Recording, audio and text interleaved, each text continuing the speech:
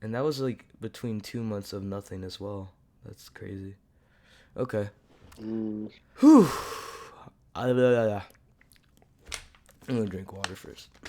You gotta do the vocal exercises that Sharpay and Ryan do. Womp womp womp.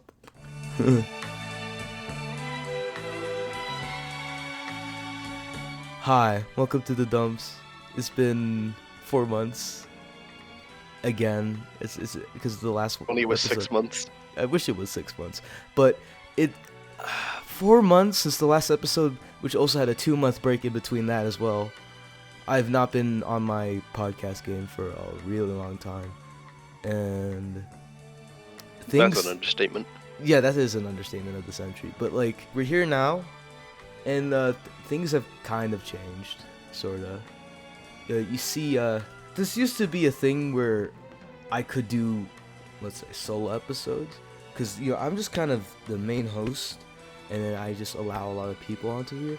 But things are a little bit different. Where we have I myself, it's Xander. Hi, it's been a while. I'm sorry, but I also have here a critic again as a permanent co-host. So yeah, Yes, you get guys, used to I'm this gonna be around now. I'm gonna be forever. around now, permanent as a permanent fixture. Yep. Yeah, you're a constant force in this podcast now. And the Gotta get decision. used to me. Yeah, you just got to get used to this fucking bitch. Yeah, this bitch. Wow. Just how is that any way to like ring in your new co-host? I know, but you're a wanker. I'm gonna be honest. You're a wanker. I love you though.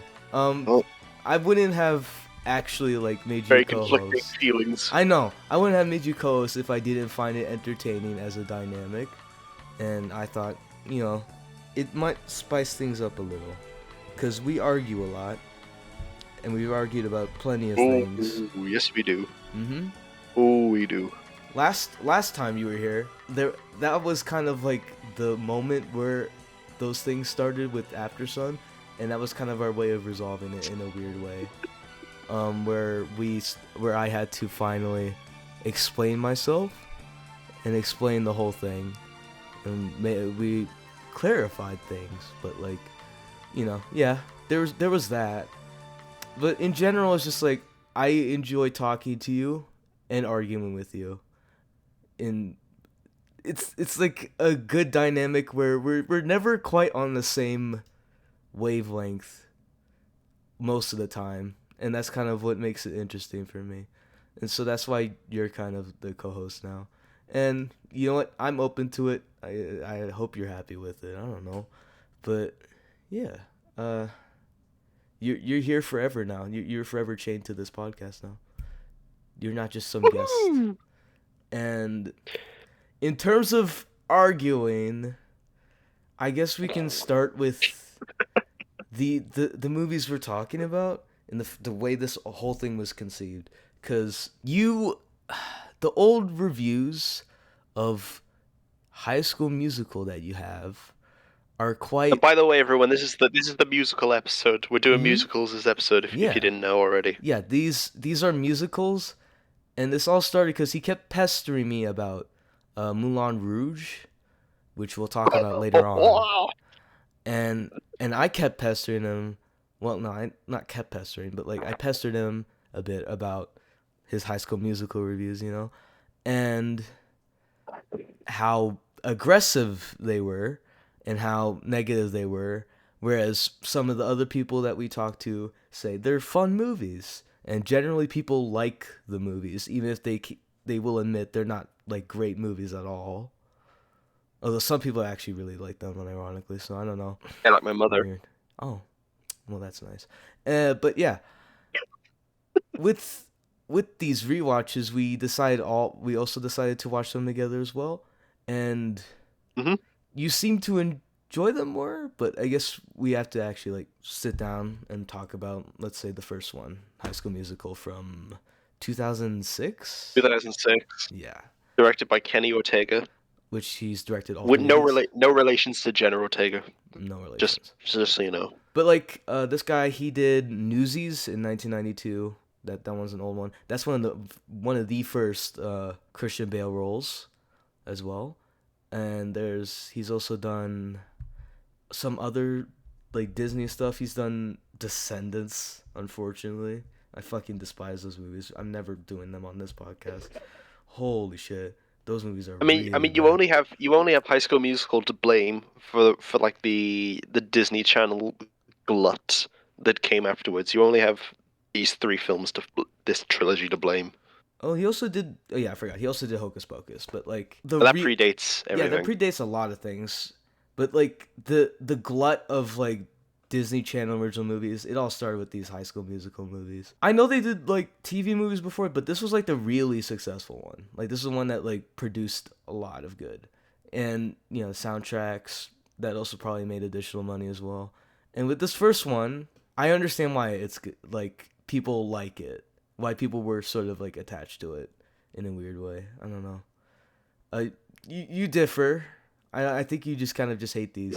You just hate all of them. I think, which is tragic. Hates a strong word, Xander. But at least in If we're at just least in to at least in 2020, you did. At least in 2020. All look, right. I was in a rough state of mind. I wanted to be desperately mature and edgy, and Mhm. I was feeling pretty bad about. I just got out of secondary school at that point. I watched these films to see what all the hype's about, and they really are just fucking irritating. And oh boy, that first one really got under my skin. Watching it back now, 4 years later, separated from just coming out of secondary school, I'm now going into my final year of university. I'm now fully an adult. I'm sitting watching these films 4 years later, and not as well. At least the first one is not as horrible as I remember. It is still not good. It's still not really, really good at all. Mhm. But I don't utterly despise its existence. Wow. If that makes sense. What a miracle. Um but yeah, I don't know. I can see the charm in it. And if I was I more hate the miserable, charm. I would not be happy. But I completely understand the weirdness and the kind of corniness of it all that makes it so distasteful, because this is not what high school's like. Probably it's nothing like high school at It all. really is. It really isn't. I'm gonna have to come in here and like voice it because Yeah. you're still just coming out of middle school, so I'm Mhm. gonna have to voice it. No, for all those people who think, "Oh, I can't wait to go to high school. It's gonna be just like High School Musical. I'm gonna meet my Gabriella, and we're gonna dance in the cafeteria." No, no, it is nothing like High School Musical. Real high school is shit. Go watch the Bo Burnham film. Uh, eighth grade. Yeah, go Eighth watch that grade. movie. Oh, that's a That's what good high movie. school is. I Eighth like grade that is a movie. decent film.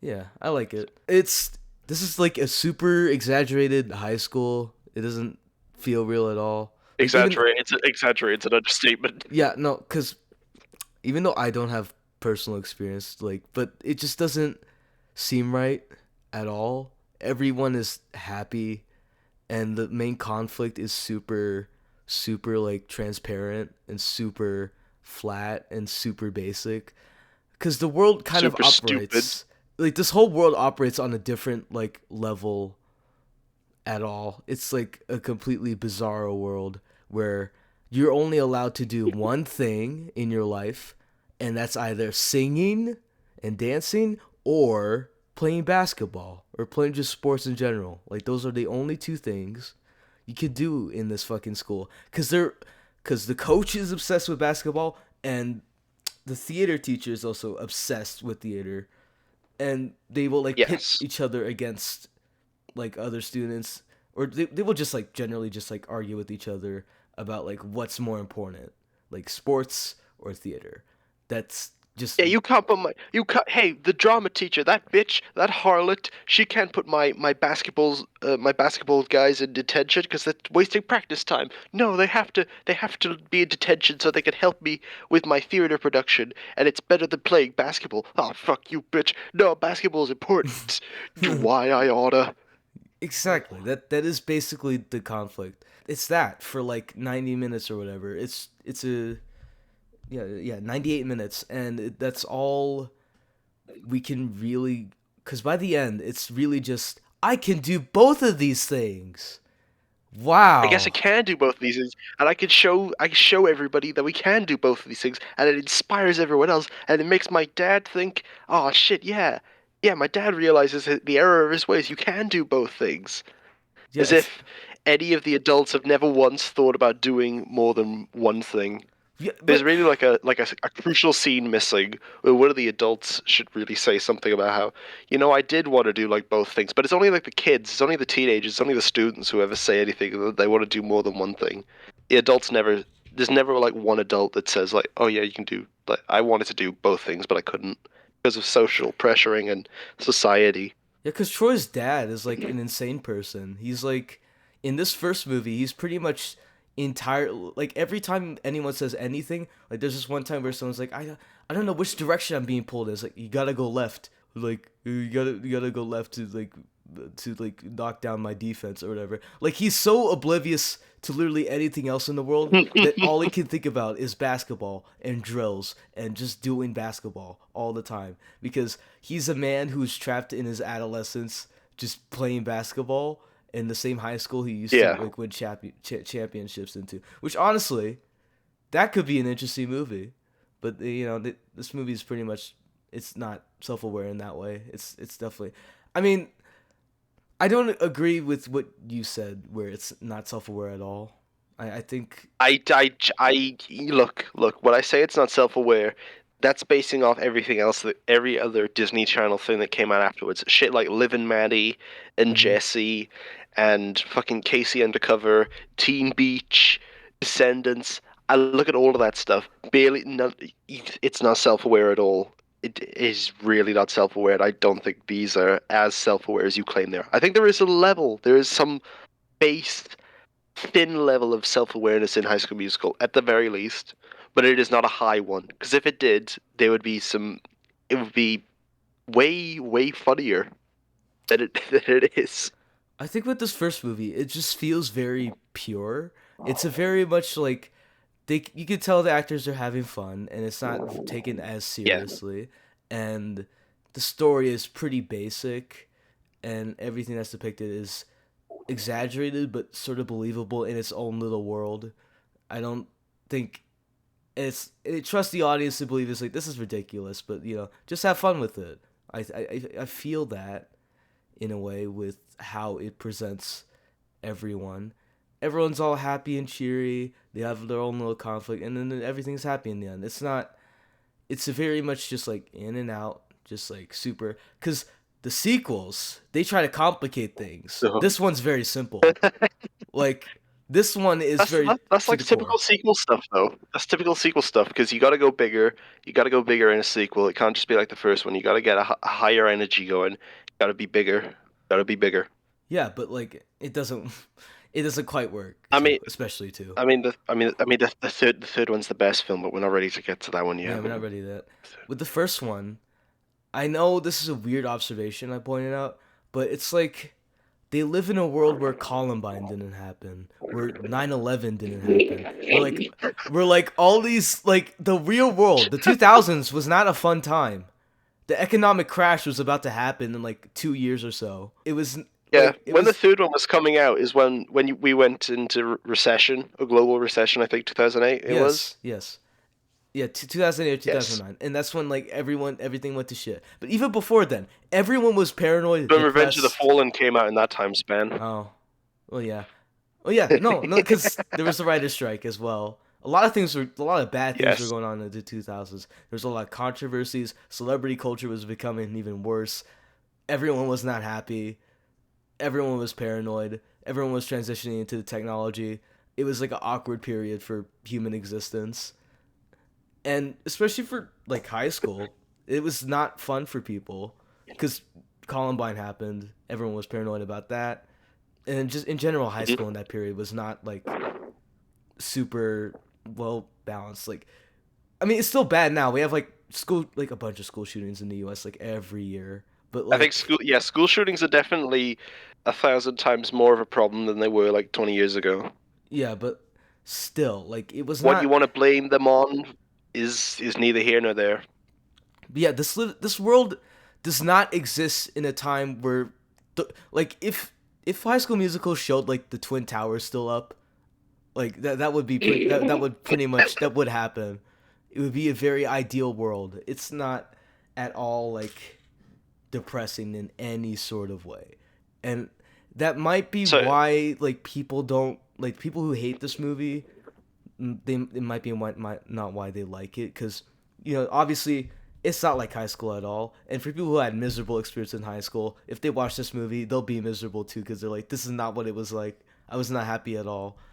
But and at the same time, just like the culture, the culture just was not like that. And it was like it's like this movie is like the a form of culture that like fit the Disney umbrella. It's not actually like what everything was like in the world. It's a very Disneyfied version of the 2000s. You have all the yes, outfits and stuff, all the little trends, all the way they talk. yes. I was about to say that Uh, bringing up what you said about how it not being like real high school.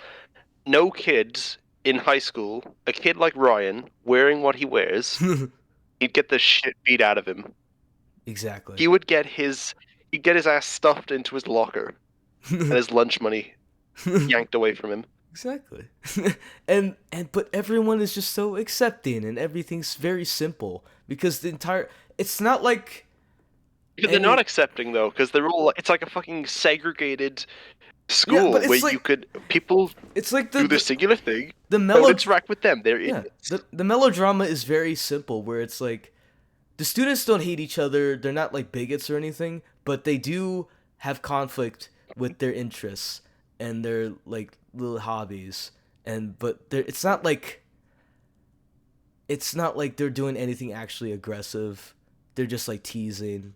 But that's not all high school does. They would not just simply do I that. mean, It would just I mean, not. what about the stick to the status quo music number where they're literally just like yelling and shouting at people like, no, you, no, stick to the status quo. They're fucking like yelling and jumping around in people's faces like, no, you can't do cooking. Stick to your basketball, bitch. Yeah. It's like Don't do math. No, do your math. Don't be dancing. Do your it's math. like propaganda or something, and it's like this is such a very formally just outdated school, and they have to like fix it by being like literally the whole fucking world is fixed by them saying I can do two things at once. Everyone's happy now because the whole When you say the whole world's fixed, you basically just mean the high school. yeah, because their whole world revolves around high school. It's like the outside world does not fucking exist. They live Yeah. and breathe in high school. It's like an Well, echo until the chamber. second film. Yeah, well, the second film is a whole thing, but like the first one is like just it's that. It's pretty much just Troy.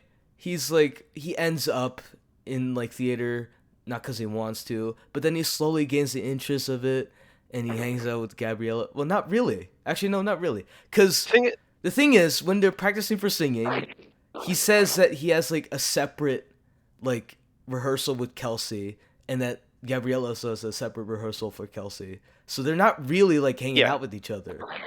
They just have one shared interest that Troy slowly starts to like, and then they just fall in love with each other instantaneously. It's like that's it. No, Thing is, though, I don't even know why he likes singing in the first place. Like, I can understand him enjoying like getting pulled up on stage and forced to sing on New Year's Eve. Like that is fun. mm-hmm. But I don't know why he wants to pursue it though. Why he gains an interest in it because they never really say that.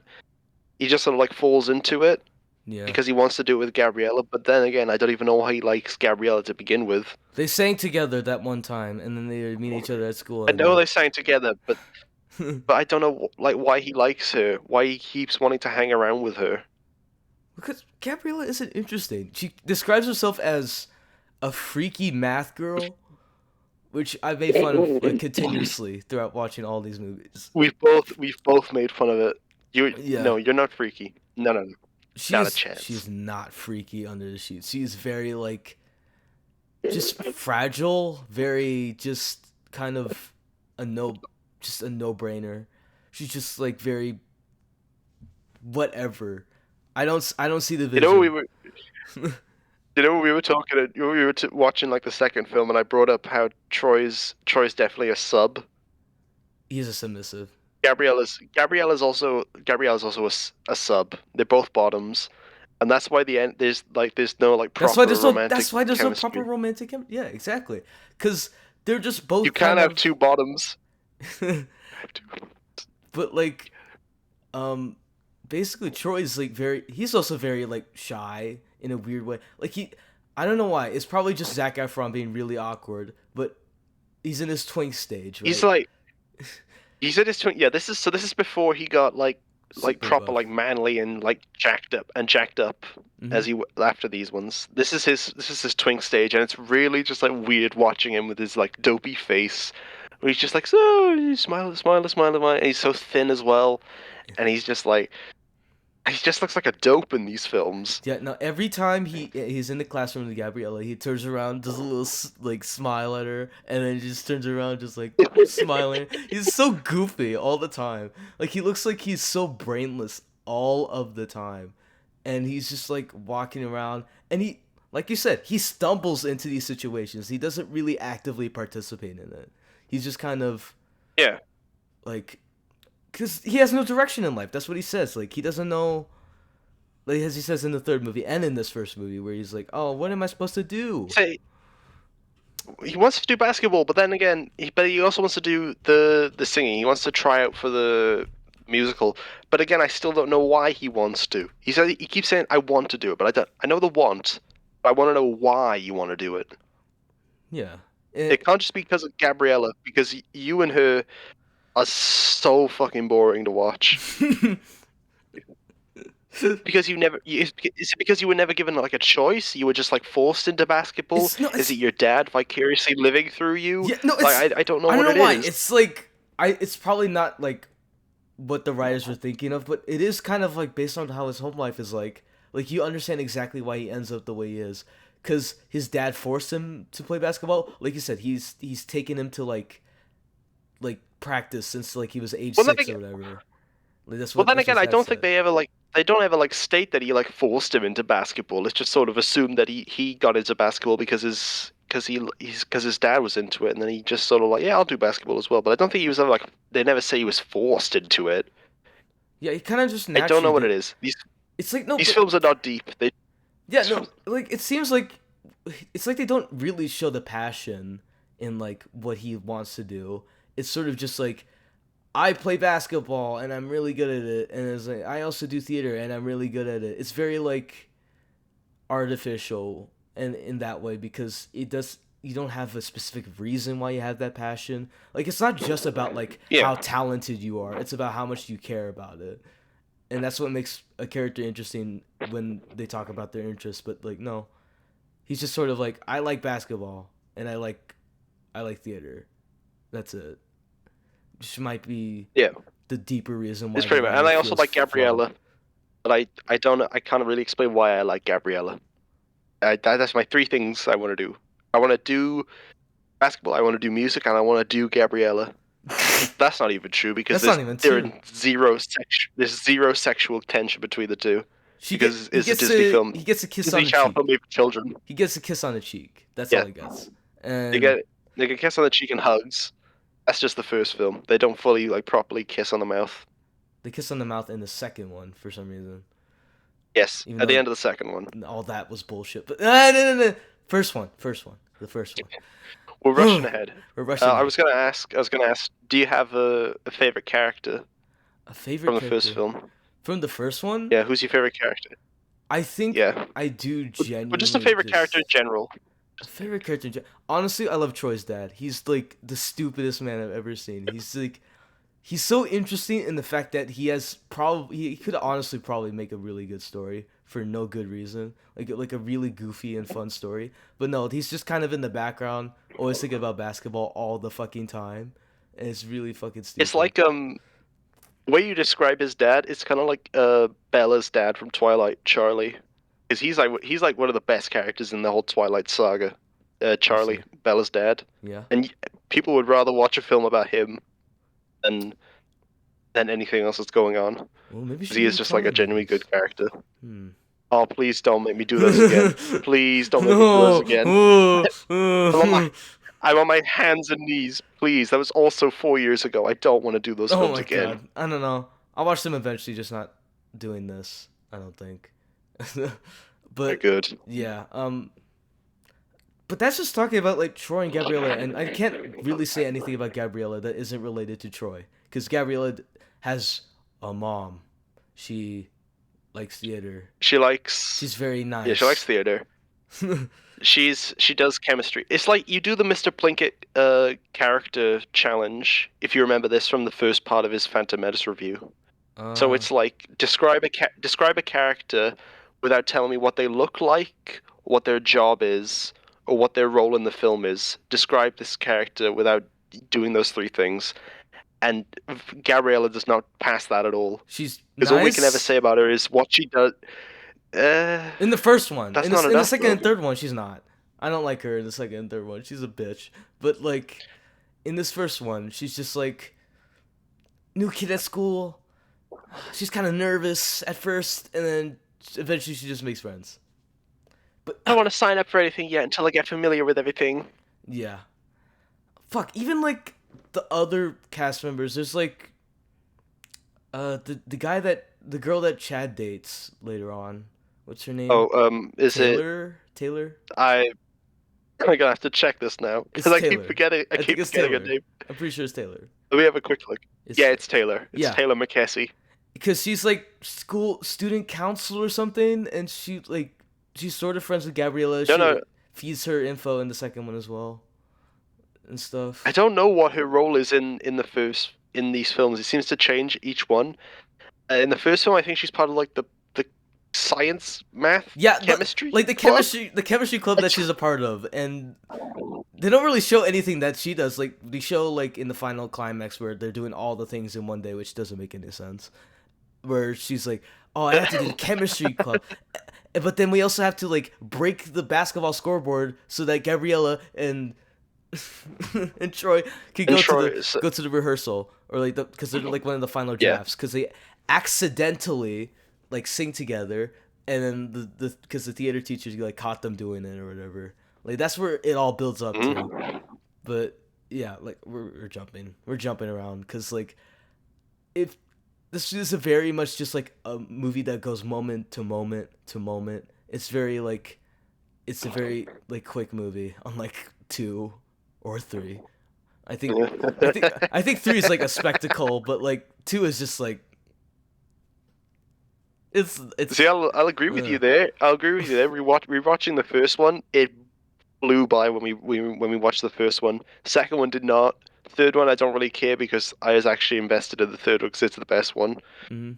But I will agree that like the first one definitely was a way quicker film than I remember it being. That's kind of why I think I like this one the most in a weird way. Honestly, I enjoy the third Because one it's the more. shortest one. I You TikTok, brain No, no, rot, no, no, no. Skibbity Oh, Ohio shut the Rizzler. fuck up. You've watched Skibidi Toilet. I've not watched a single episode. I know what you are. I know what you are. I know what you are. I did it for research purposes. I need to understand what you kids like these days. You mean 9-year-olds? You want to talk to 9-year-olds about Skibidi Toilet? Go ahead. I don't know. You freak. You weirdo. You're 19 years old. You don't need to be watching Skibidi Toilet, man. I needed to see what the kids are into. We're not into it. Are you sure about that? Because those videos get like millions upon millions of views. I don't know where they come from. I'm sorry. I don't know. Like it's like some alien world I don't know about. Like a whole generation of kids that are like watching that shit. I don't know. I don't fucking know. I don't want to know. I'm just saying. Skibbity Toilet. Skibbity Toilet would be perfectly fine 10 years ago. People would have loved it because it is just like quintessential Gmod bullshit, and it's also made really well in the system. It's done so well, and Mhm. it is genuinely funny at times and impressive. Uh, If this came out 10 years ago, people would be fine with it, but only because kids like it now. Now it is apparently shit. This shit is like it pretty might much the same stuff, it might just Gmod stuff be that we got 10 years ago. it might just be like the fact that like the way YouTube has evolved, where like kids content and like meme content and like farm content, like Skibidi Toilet is used as a brand in like so many like brain rot videos, and then that's become a meme in of itself, and that's why it's bad. But like Bro, you sound like the video I sent where it's like this guy who sounds like Garfield. He's saying like Scooby Toilet isn't that bad. Like if you like a really good story, you should just watch it. Like, and then everyone else in like the game chat is like, "Oh my god, I'm gonna like shut off my game after this." Like that's what you sound like right Look, now. I mean, there is like there's definitely some sort of lore going on. I mean, MatPat was trying to piece it together, and his interpretation was decent. But we're not here to talk about Skibbity Toilet. We're here to talk about High Yeah, School Musical. I know. This Yeah, is a different form of brain rot. yeah. Yeah. The high school musical brain rot is crazy, but yeah. Oh man. Anyway, this whole thing. We haven't even talked about Sharpay or Ryan yet. Holy shit. Sharpay and Ryan. All right, let's talk about the twins, Sharpay and Ryan Evans. What do we think? This is the most incestuous they are in this whole trilogy, as you pointed out. They're not very close in the second or I third told one. you. But like, this one, they were feeling themselves. Like in the dances, it was very like Yeah, weirdly sensual. I always point to Bop to the Top. That one section, Bop to the Top. There's definitely like some really like unrequited sexual energy that I just don't like between those two in that song. And it leads to my headcanon that they have definitely done something before, but they don't talk about it. They seem very close and stuff, and it's like, oh my god, oh my Well, god, it's pretty much just because I mean they are twins, and also they pretty much have been like a double act their entire lives, just doing yeah, musical stuff together. yeah. So I guess it's that way, but I also just their energy is just odd. It's very odd. Like they rub up against each other. They get really close with each other. It's really weird. It doesn't help They're doing it. They did it for the how much bit. Ryan They did it for the bit. like how much Ryan is like he's very how do I say this? He's very very gay. He walks the Bourneville Boulevard. He walks it. He's very open. He's the best character. He's he does go through shit and then he regresses back, but like that's a whole other thing. We're But gonna like get to that. Stop rushing. I know, but like those other movies are really interesting. But like this one, it's simple. Sharpay, she just wants to like have the lead role, and she's very jealous, and she's also after Troy as well in a weird way. But this isn't. It's not No, no, as no, no, no, prevalent no. in No. this one. Her going after Troy. That only really starts to like Yeah, I mean be a thing in the second one. she sort of does it when they first like talk to each other in the hallway, but like it Hmm. really becomes a thing in 2 and 3. They really kick it into Wumbo in the second one. Yeah, but with this one, she's very like in the end she's like she sort of becomes a better person. I don't know, she like factually says She that becomes is. accepting. She becomes accepting because Troy and Gabriella are really good at singing, even though she was against both of them getting Singing. in, Like she saw moving them in on her singing. territory. She saw them singing and she was Yeah, jealous of how talented they are. So now she's just switch up like, "Oh, you're really good at singing." So yeah. yeah, you guys are good. You know, I should be more open to letting people into my territory. You guys are good, and then that's all just like dashed away again in the second and third one. Yeah. Oh, there's also this scene. I Oh don't know. well. This one's random, but like when she goes to the bathroom, Gabriella's like there, but she's hiding. And so, okay, Yeah, understand the layout here. So there's the mirrors and the sinks on the right, and there's like this this little is wall audio. there. This audio. Yeah, I know.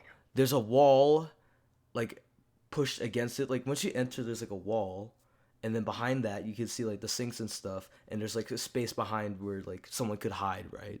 And then there's the stalls where someone could Hmm. hide.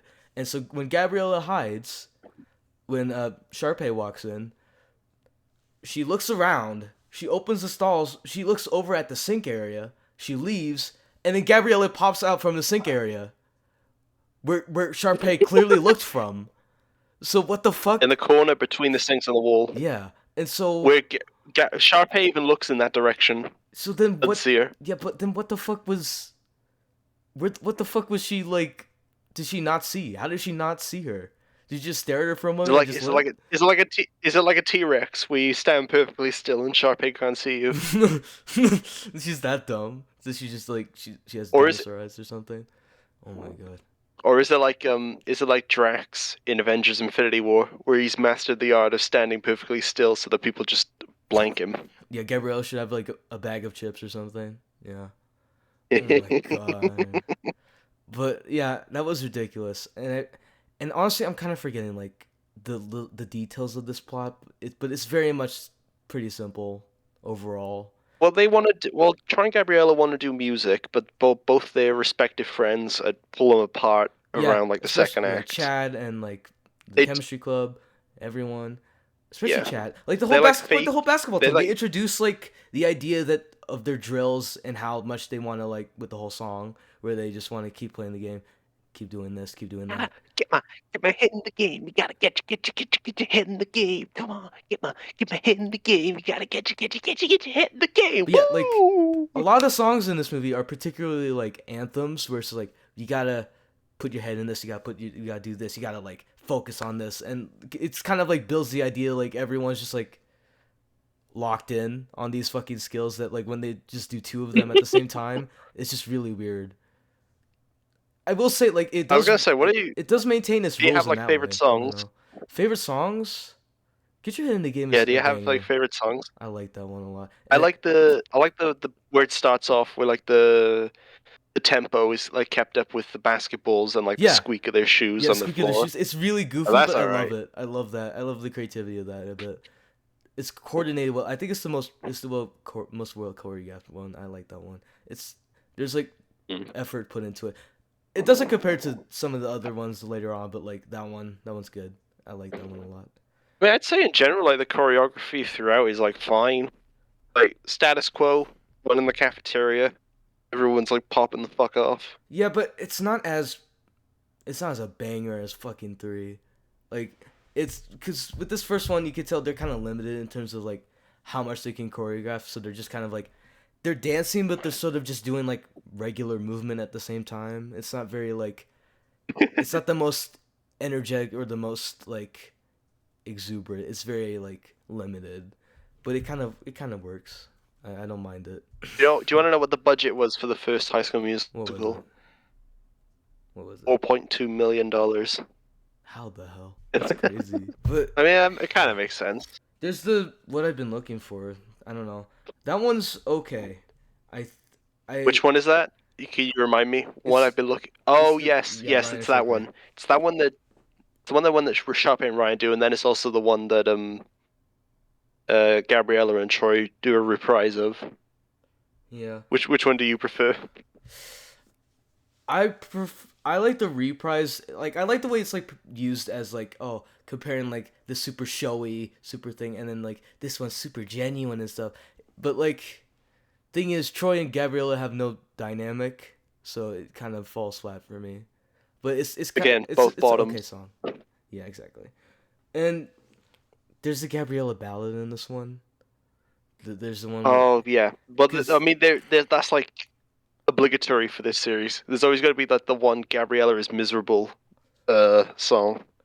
yeah, but like okay, with that one, it's like what they're trying to do is like I forget, like they break off because Troy says, "Oh, I don't really care about like theater," and that's like how they They break off they for a get bit. him.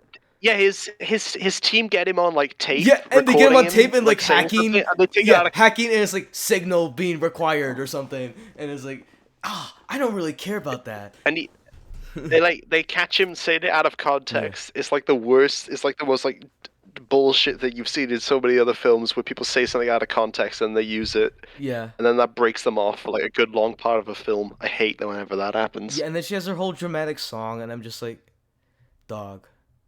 Thought it was a fairy tale, dreams of Memphis Shut up. sleeping. You're gonna get us copyright. That's such a beautiful cover, man. No, no, Beautiful. no. You can only get copyright when you actually use the music. But yeah, I don't know. Like that one, it falls flat. It really does fall flat. I don't know.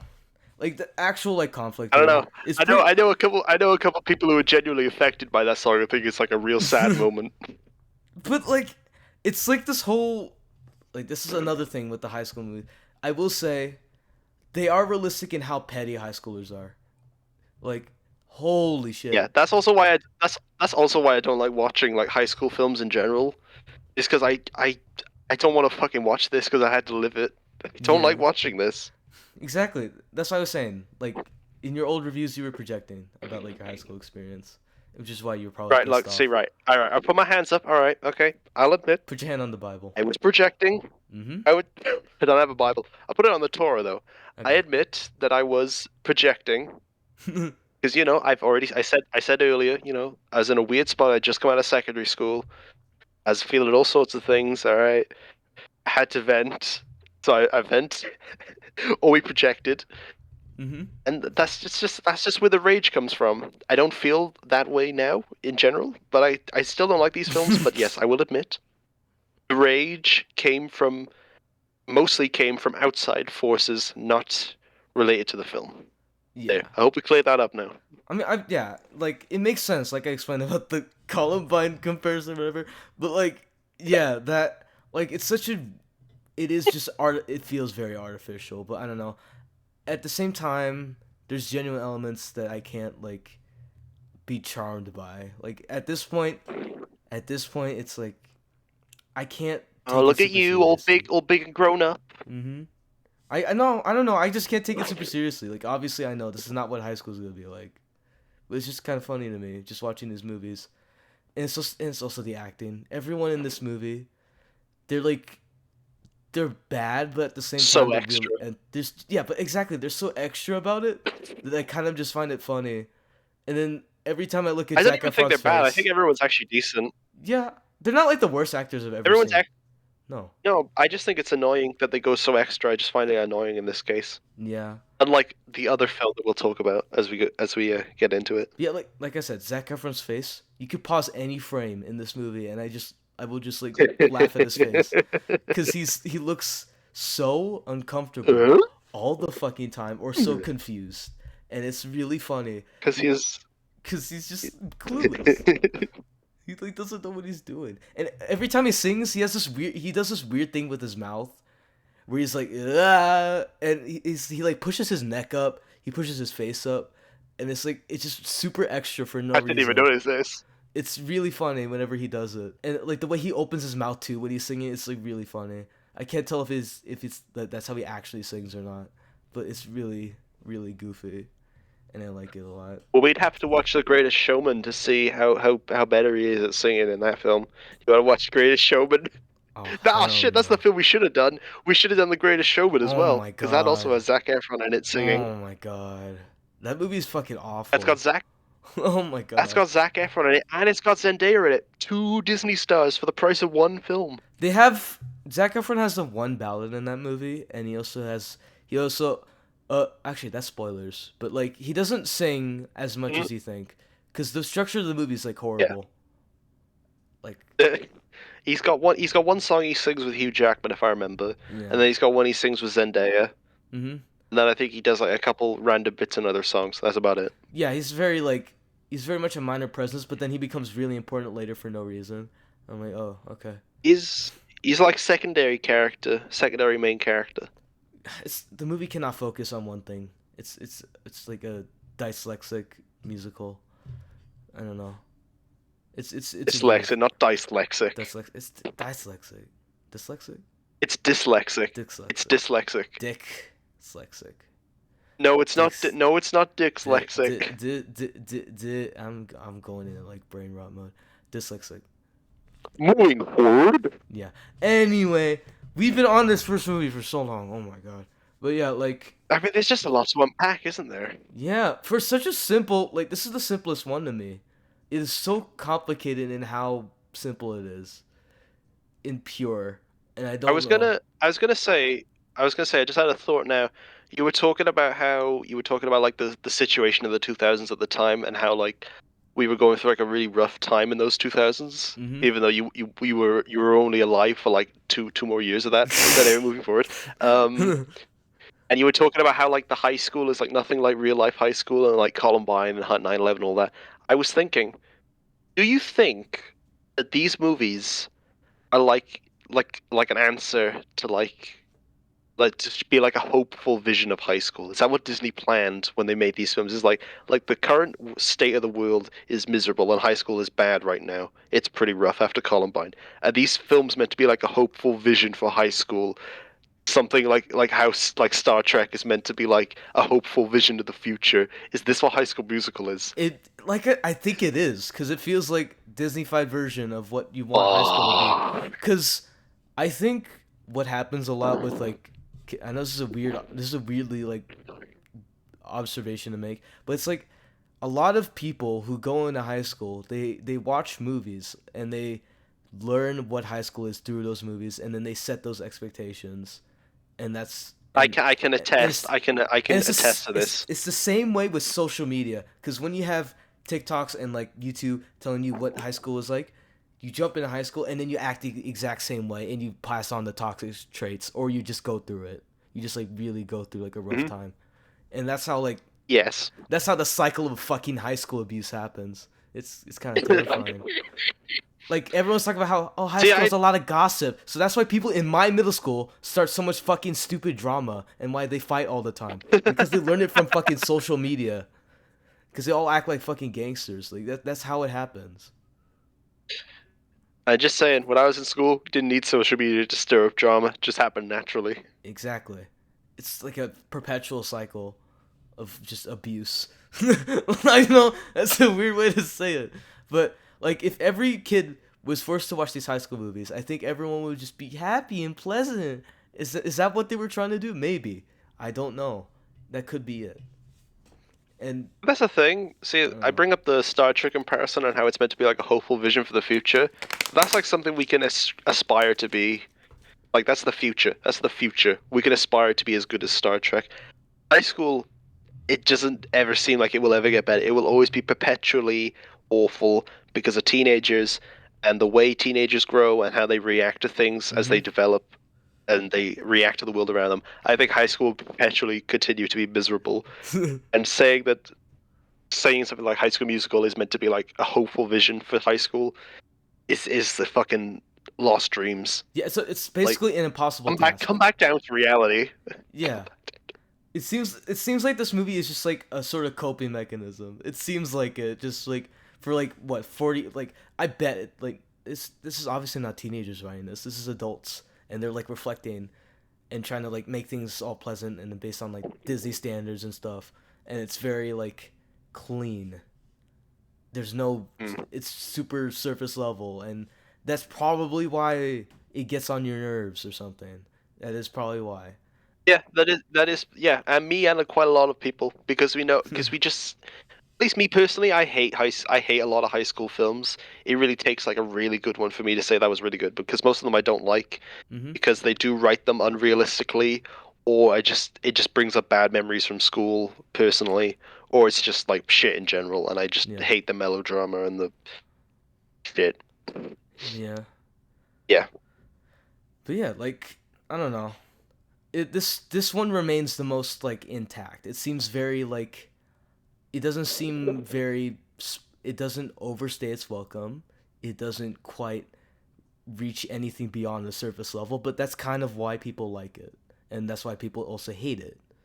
So it's kind of like just it's you can flip a coin and you can either land head or tails on it, but it's kind of just like you just kind of have to accept it either way. I yeah, don't know. It's yeah, pretty much. and I know we're being unreasonably like trying to be smart about this, but yeah, that is pretty much what High School Musical is like. This first It's one. a fucking Disney Channel original. Yeah, what are we doing? What are we Like doing with our lives? we're really just like we're kind of stretching, but also I want to be more. I want a deep dive because there's these films are just that surface level. I just I want there to know, be more. I know. Like I don't know.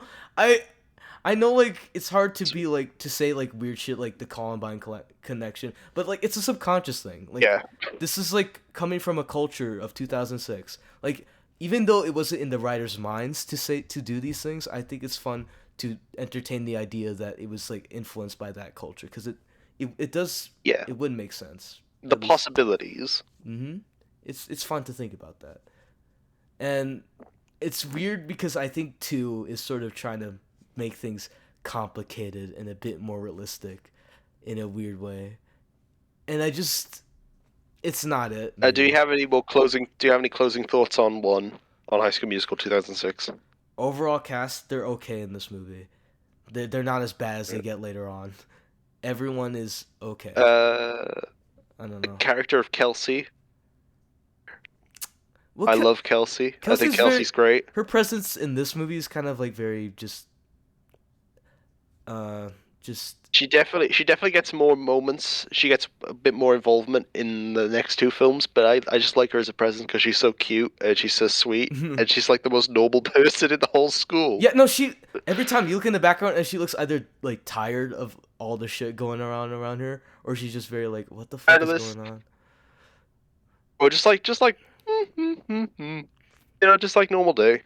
Yeah. She's the most real one of everyone. I say Ryan's the best character, but I only say that because he's like one of the main ones who gets a lot of focus. Kelsey's just often like the background, as like a secondary, tertiary character, and she's just nice to. She's just nice. Anytime she shows up, she's great. I love her. Yeah. She just she's has very real reactions. yeah. She's not like, but she definitely has more presence than like some other characters. I don't know. She's like the pianist. She like Taylor, she's so much better than Taylor. yeah, and for some reason Taylor gets the fucking spotlight in at the end of 3. I don't get that. I still don't Yeah. get it. But yeah.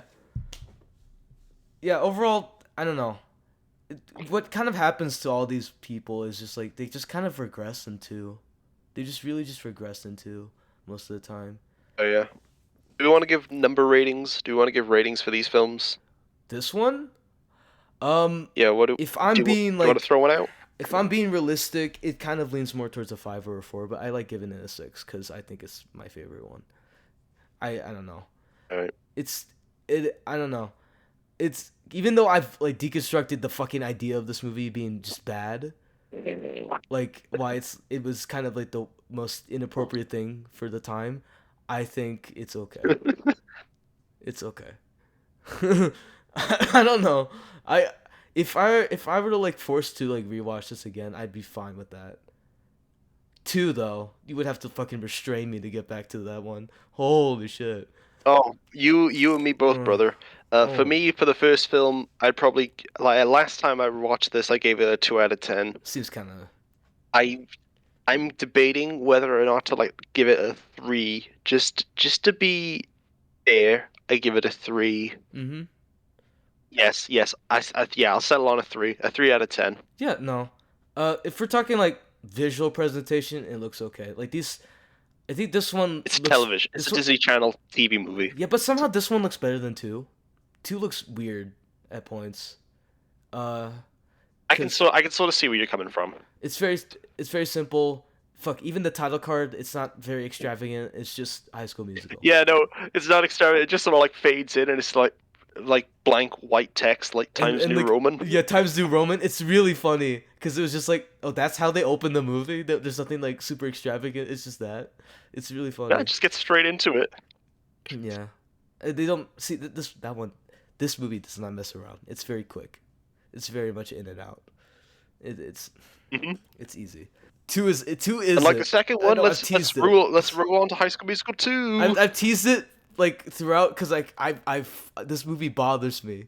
It deeply bothers me, and and even though it's an entertaining movie to me, I don't like it. Like I wasn't happy watching it, but I was like fascinated by the fact that it is the way that it is. This one came out 2007, summer of 2007, I Mhm. think, and Yup. this is a premiere. There's an extended cut, pretty sure. We watched the extended cut, and Yes, we did. it premiered before a much better show, which was Phineas and Ferb. That's Oh, when it did started. it? Yeah, summer 2007. It it was like a big premiere, and then their way of like getting people to watch Phineas and Ferb was air it right after High School Musical too. So that's cool. Oh, damn. Yeah, and yeah, that show went on to have its own thing. But yeah, oh my god, this movie. Holy shit. That also has Ashley Tisdale in it. Oh yeah. Wait, really? Oh yeah. Fuck, Yeah, that she is. yeah she voices Candace. Jeez, I didn't realize that. What the fuck? You didn't know that? I didn't realize that. I'm stupid. Whatever. But yeah, like this second one, this is the this one I have much lower than the other two, and I think it's for a good reason. And honestly, if I were to be as mean as you about it, I would give it a 1. Like this one I understand why people like wouldn't like it. Which is why it's weird people like this one the most. There's a whole crowd of people that really like this one. And I'm just thinking what is there to love about this one? I don't understand. I like the songs. I think Fabulous is a fun song. Yeah, Fantabulous, like whatever. That one's a fun yeah. song. I think the main ballad with Troy in this one, we'll talk about that later. That one's like amazing. It's beautiful. But like overall in terms of like a plot and like the way it continues the characters that What plot? what you're supposedly supposed to like, it's terrible. If you like the first movie, you're not there's no you shouldn't be liking this one. You shouldn't be liking this one because it doesn't really do anything for the characters whatever thing you get out of them. And it's like it's so disappointing. I was so disappointed as this movie went on. Disappointed. Yeah, because the opening was fun. I liked when they get out of school. I like that the clock is like fucking What huge. time is it? Yeah, Summertime. no, Anticipation. I love like the anticipation where it's like the clock is like super huge for no reason. I Summer, love that. summer, summer, Summer, summer, summer, summer, summer. summer. Sunset. It's so fun.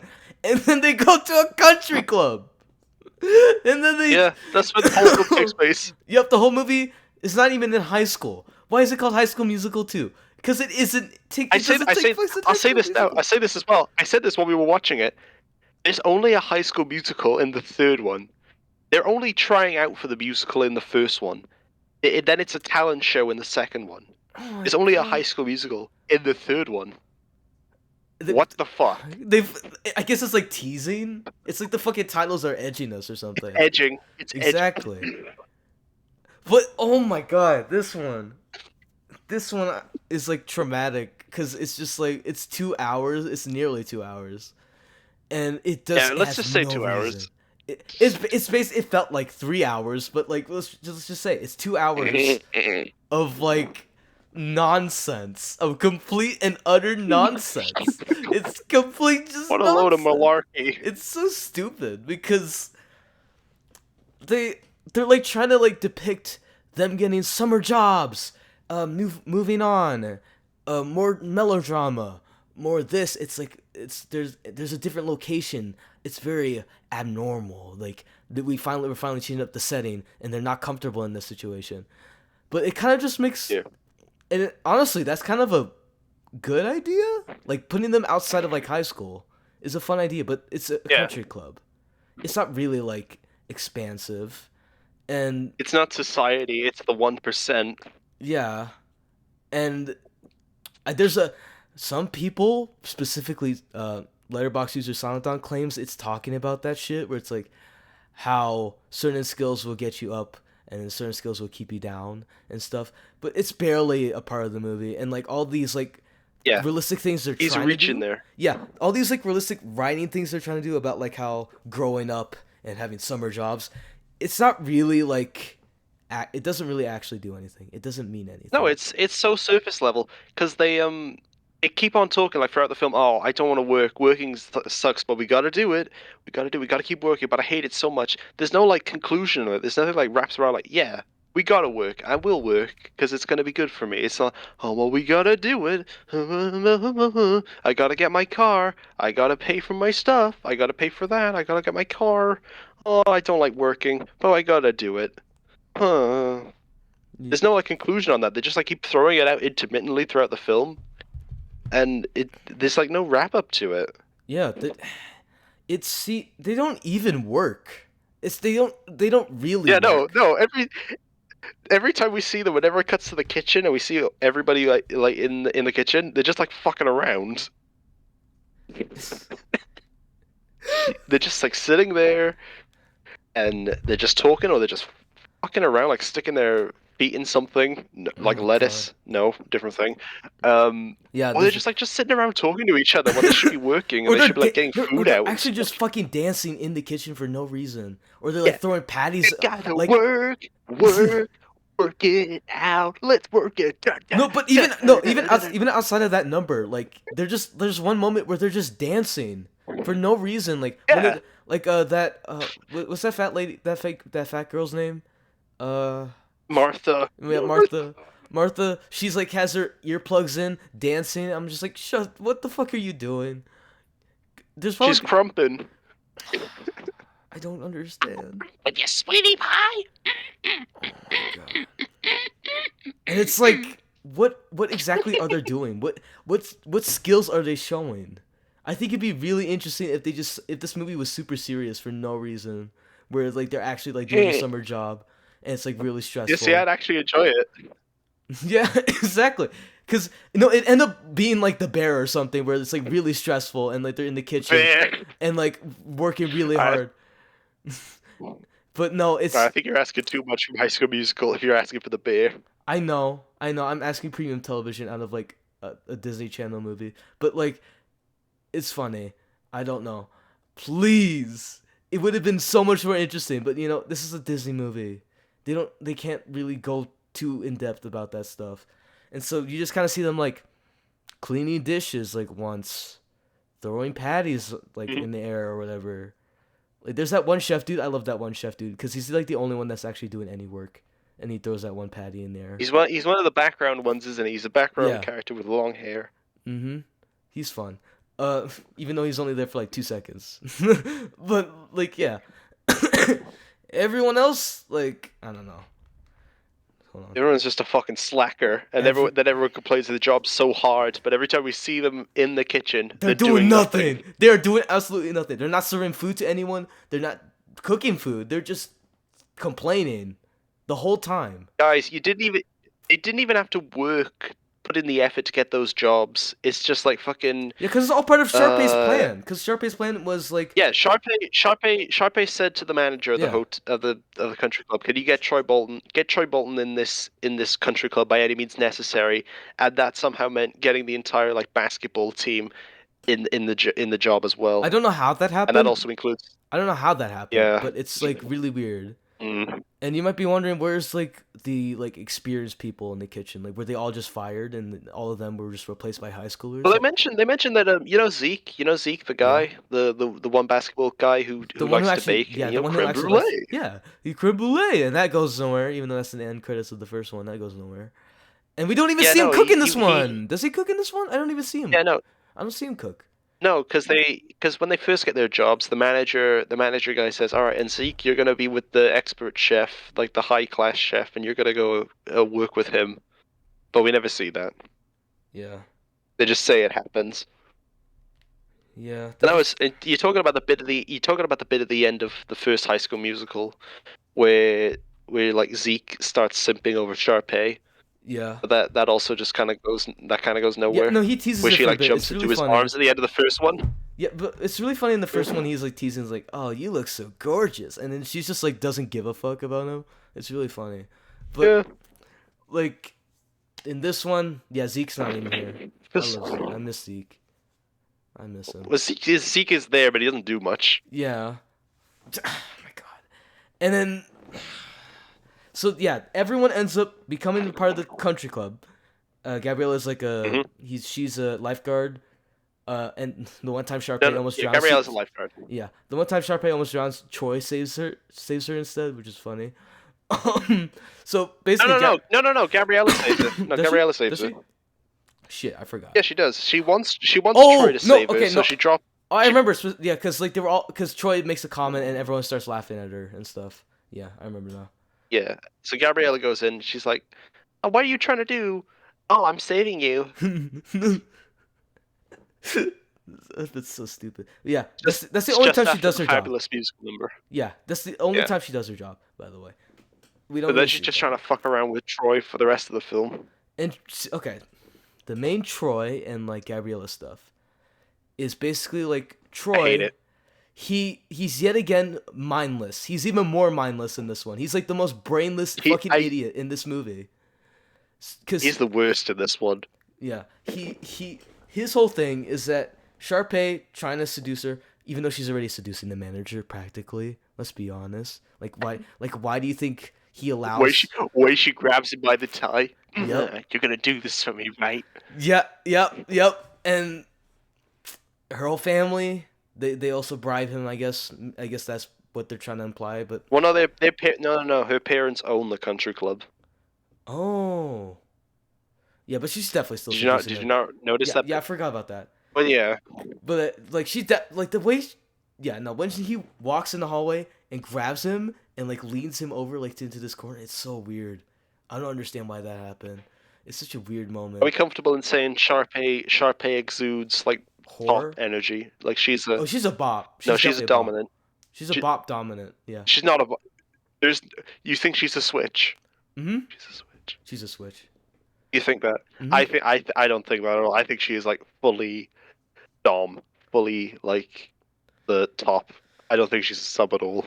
I mean, yeah, the way she acts like around people, she's definitely acts better than most than everyone around her, and in bed she definitely thinks that the same way.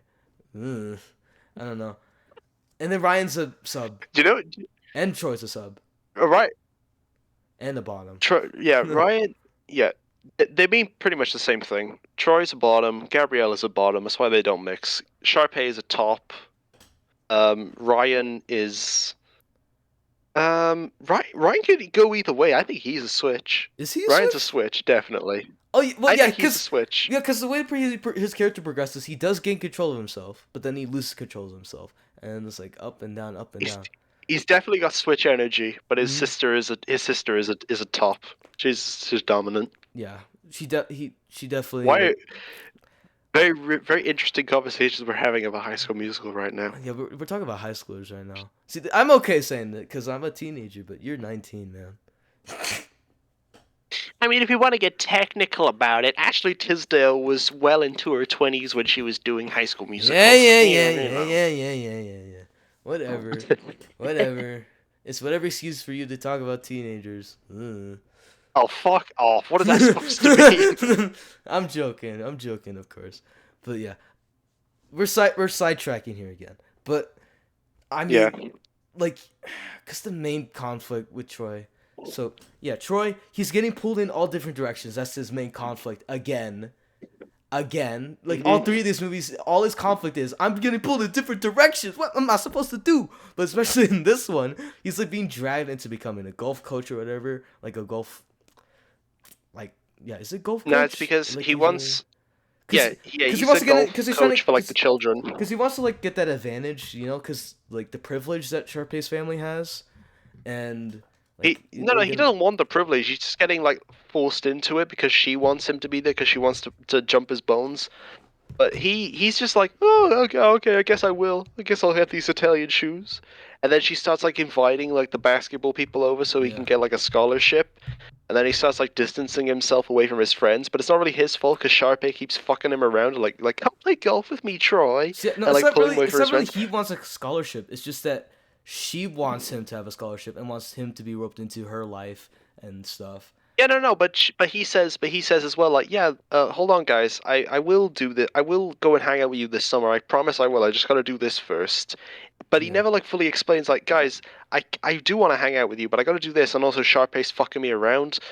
But he doesn't say that, and now all his friends get pissy with him because, oh my god, it's the first week of summer and we haven't hung out at all. And it really feels like it is only just like the first week of summer. It feels like only a week has passed since they broke for summer. It is Yeah. ridiculous. Oh, you're not spending enough time with us. I don't like you anymore, Troy. Fuck you. We were supposed to be all in this together. Motherfucker, I'm trying to secure my future here. But then, so yeah, Troy's in the wrong because he's an idiot who can't fucking say anything. Yeah, no, His friends are also stupid. He's because so they bad don't at understand that he's communication. trying to prep for his Like, future. he's consistently bad in communication, but especially in this one, he's like he cannot just explain that I'm being dragged into these situations, but he's also like considering like, oh, I want to think about my future that I'm It's being roped into. yeah, It's it's so fucking contrived as well. It's so contrived. I it's hate weird whenever this because. happens in movies. But it like this doesn't feel relevant because in the next movie he is also talking about his future, but he's talking about it like realistically and it's a lot more thought Yeah, out. but Even though that's stupid. everybody's talking about their future in that one because they're all in senior year in the third one. Yeah, but that makes more sense. So what the fuck is this second movie trying to do? It's just kind of dicking around I don't because know. it's like at the same It is time just like it's like dicking that, around the movie. like at the same time he wants to like sort of like preserve his like future, but at the same time he's just kind of being dragged into it. And it's not really clear what his motives are because he never communicates it to his friends or to the audience. Like he's just like kind of Yeah. stumbling around with his dopey face. Well, no, we get the song "Bet on It." We get "Bet on It" where he talks about. I don't know what "Bet on It" is about really. I don't like if you actually dissect it. It's like he's Let me have a look at the deciding lyrics. I'll things. just read them over. Like I don't know. He's like in a Windows XP background on like these like giant like Fucking Windows XP yeah, background. these super saturated green hills, and he's like stepping on rocks, and he's looking at his like really bad reflection in the water. It's really funny. All right, so I've skimmed the lyrics. I've skimmed the lyrics of "Bet on It," and it's like how I'm getting pulled in different directions. Like I don't know what I'm doing. I gotta do it myself. I gotta come up with my own thing instead of being like pulled every which way by everyone else. You And gotta bet on it, bet on it, bet on it, bet on it. but I don't know. And he's He's like, oh, yeah, I've no, decided my future by then. But then in the third one, he's still trying to figure it out. But I guess it's sort of like he's a bit more independent in that fact. Like he's still thinking about it for himself instead of like talking about it to everyone and like everyone telling him what to do all the time. So like there yeah, is some sort of progression, but it's very like you could easily just skip to the third one and it still wouldn't make sense. Like you could still say, yeah. No, oh I said it. It's like the Cars 2 of its trilogy, where nothing of consequence happens in it that impacts the yeah, third one. Just go straight on from Cars to Cars 3. yeah. Now you could really just imply that Troy has gained confidence because like the first one is kind of about that as well. So like it's like Troy's just going through the same conflict three different times in different ways, and it's just Everybody goes through the same thing 3 different times because everybody resets at the end of each one. oh my god. Jesus. This one especially though, because three you can find like distinct qualities that make their conflicts different, but like these first two, they're practically the same. It's just two does it way worse somehow, and I don't know how they did it, but they somehow like made it like the worst thing ever. What do you think of the breakup between Oh, Troy and Gabriella? Gabriella and this whole thing. She's stupid too. She's like saying like, "Oh, Oh, you it's just you you just just want your can't." Italian shoes. There's no room for me anymore. I Yes, gotta go my own yeah, she's way. making an assumption that he cares about Italian shoes, and she can't even like. It's not like she doesn't even let him speak his mind and like say something to her because well Yeah. obviously wouldn't I either. just don't belong here. I hope you Like understand. in this, Like that's meant to be like sad and sweet, but it's like so passive aggressive. Those lyrics. I know, It's so passive aggressive. and he doesn't like no like throughout the song like she's like running away while he's like chasing after her. Like she's like Yeah. not allowed to say anything because she's already decided like you don't care about me, and it's like you know Yeah. Troy. You don't want to spend time with anyone. I thought you knew Troy. Like you knew he cares, and you know he has like he's kind of very Except indecisive you don't know sometimes. Troy Except you because don't. you barely hung out in the first one. So, like You barely had any meaningful interactions in the first just one. like the foundations are bad, but also like I what they're don't trying to buy this fucking relationship. like some of this conflict is bad in this second movie, but also some of it is bad to its core, to like the first movie because they didn't flesh it out enough to like expand the canvas. So it's just kind of two is just doing nothing. They're doing like the worst possible option. And that's what makes this romance feel so hollow, because you're just like making assumptions, but they don't really know each other at all anyway. So what the fuck? Like what the fuck does she care? It's so Like weird. it hasn't even been a year since you met each other. It has been like roughly 7 months. 7 months. I'll say 7 months. Why not? Just putting that out there. What can't you say? Why can't you say 6 months? All right, fuck it. Roughly 6 months that you've Six known months. each other. Six All right, months. 6 months. 6 months. 6 months. 6 months. 6 months. Yeah, you've only known each other for like Like, half a year. yeah. Like, I don't know. All like most of their time together has pretty much just happened off screen. Pretty much. It's just like Yeah. implied through song lyrics like that. Oh, yeah, we love and care for each other, and then it's They like, don't love each other though. They don't even say I love you until the third film, I think. do they? Yeah, I'm pretty sure. I'm thinking about this for a second. Wait. They're not even like boyfriend and girlfriend yet. I'm pretty sure I noted it when I first watched the third one that they don't even say like that they're like a relationship Oh yeah, they yet don't. until the third one. They don't. And that goes for Chad and Taylor as well. Oh my They're just god. sort of like flirting with each other the whole summer. Like if these were actual teenagers, I said this when we were watching them. If these were actual teenagers, they would already be like slamming ham and mashing pisses already. They would not be dragging it out this long until like, oh yeah, yeah, we're gonna finally seal our love on prom night a whole year later. This is not how real teenagers act. They impulsively go into a relationship immediately. That's what happens. I can't attest. Mm, it's You just got not something to natural. add, Xander? It's just You got not. something to add? Yeah, I don't know.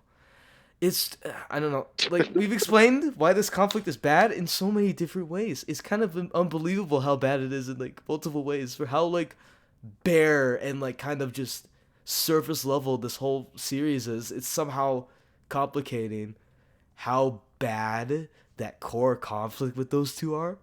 It's like kind of killing me how bad it is. But Mm-hmm. Yeah, no, it's fucking holy dreadful. shit, it is like the worst conflict I've ever seen for like these fucking stupid high school movies. And like she gives the fucking necklace back, Oh and yeah, the teen necklace. it's like now he's not a It's part of her life anymore. And like this whole song, like after all this, like she immediately leaves. She gets in a van and just leaves immediately, and then she yeah, suddenly gets in returns. gets in her mom's car and goes away. And the And then way like 20 minutes later, she's back at she's the end back, to she's sing. back, resolved. There's no extra scene of her like talking with anyone about what just happened. She just comes No, back. she pretty much just like snaps out of existence until she reappears at the She end. reappears to There's not resolve even like a hint. conflict instantly. Yeah, there's not even a hint that she comes that she's like there's no hint that she's coming back. She just appears. Yeah. It's not like there's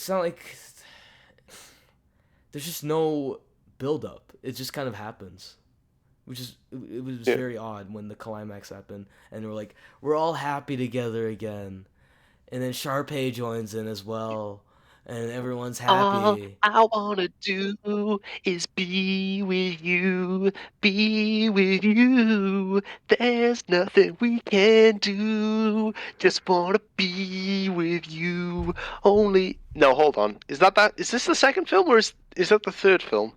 Oh my god, I don't even remember. Um No. I'm pretty sure it's You Are the Music and Me. That's the second one.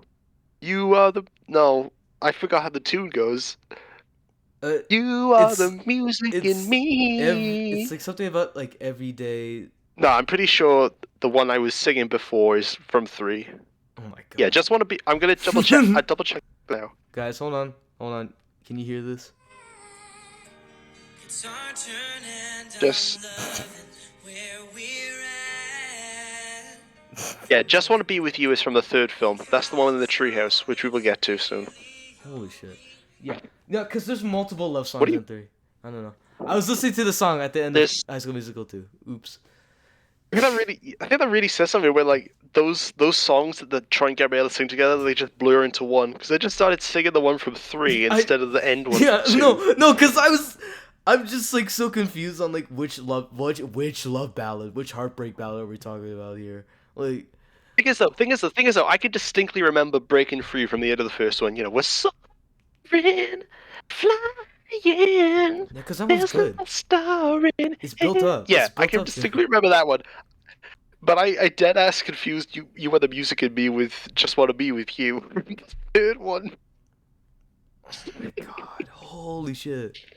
Yeah. Oh, I forgot. What about Yeah, I forgot. There's also a musical gap in this whole movie. Like, since it's so Oh long, yeah. there's like barely any music for a good portion, which is probably why it's also annoying me more. Like it just doesn't hit because it's like Yeah, I so. noted it. There's like a good like 20-minute gap between what is it? Is it what is it? I gotta go my own way and The final the number. I Yeah. don't dance. No. I don't dance. I don't dance before I don't dance, which is the one on the baseball field. Oh. And I forget what the song is before that one. There's like a good 20-minute gap where there is just no music. Yeah, no. I'm looking at like a playlist that says all the music, and it's like, what time is it? And then there's Don't Dance, and then there's I Gotta Go My Own Way, and then there's Every Day, and I think they missed one. And They then missed the one that Sharpay does to try and seduce yeah, but I'm pretty Troy. sure that's in the extended cut. I'm not sure because I haven't fact Yeah, checked this. yeah.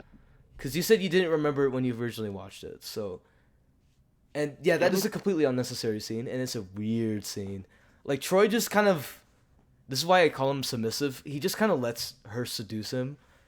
Like she's just Yeah, like, just sits down there, doesn't even move, doesn't say anything, just sort of like sits perplexed at everything. Which personally, I would be kind of, but I mean, it is Ashley Tisdale, so maybe I wouldn't be. Yeah. you gotta put the wiener down. Put the wiener down. The weeder is down. Okay, good. Okay, good. Anyway, but yeah, like that whole scene's like super just. Oh, and like still Troy is clueless. Like he doesn't like explain to Gabriella. Oh yeah, yeah, this girl trying to seduce me and I'm. stuff. He doesn't explain that at all. He's just kind of like, You never. Every time like ugh. Sharpay tries to come on to him in the second and third film, he never like once says, "Sharpay, you do know I'm trying to score with Gabriella, right?"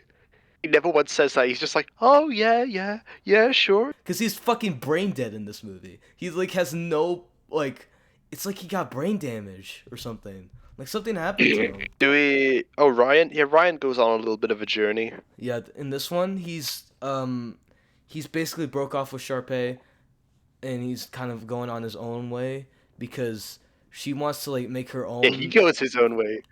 He wants to like get with Troy, but also like she wants to like do her own solo thing. Like she's like excluding him out of like musical stuff. Like he's like, No, she wants to do the thing with him together, and she wants to be with him. I don't know why. There's another thing. I don't know why Sharpay wants to be with Troy.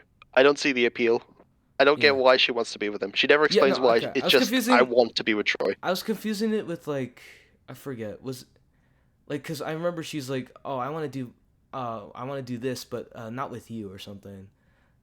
But I forget, is that in 3? No, it isn't in 3 because they want to work together on something. So I don't know where I'm getting this from, but like still, Are you talking about who are you talking about now? Sharpay and Troy or Sharpay and Ryan? Sharpay and Ryan, like with Okay, Ryan, yeah.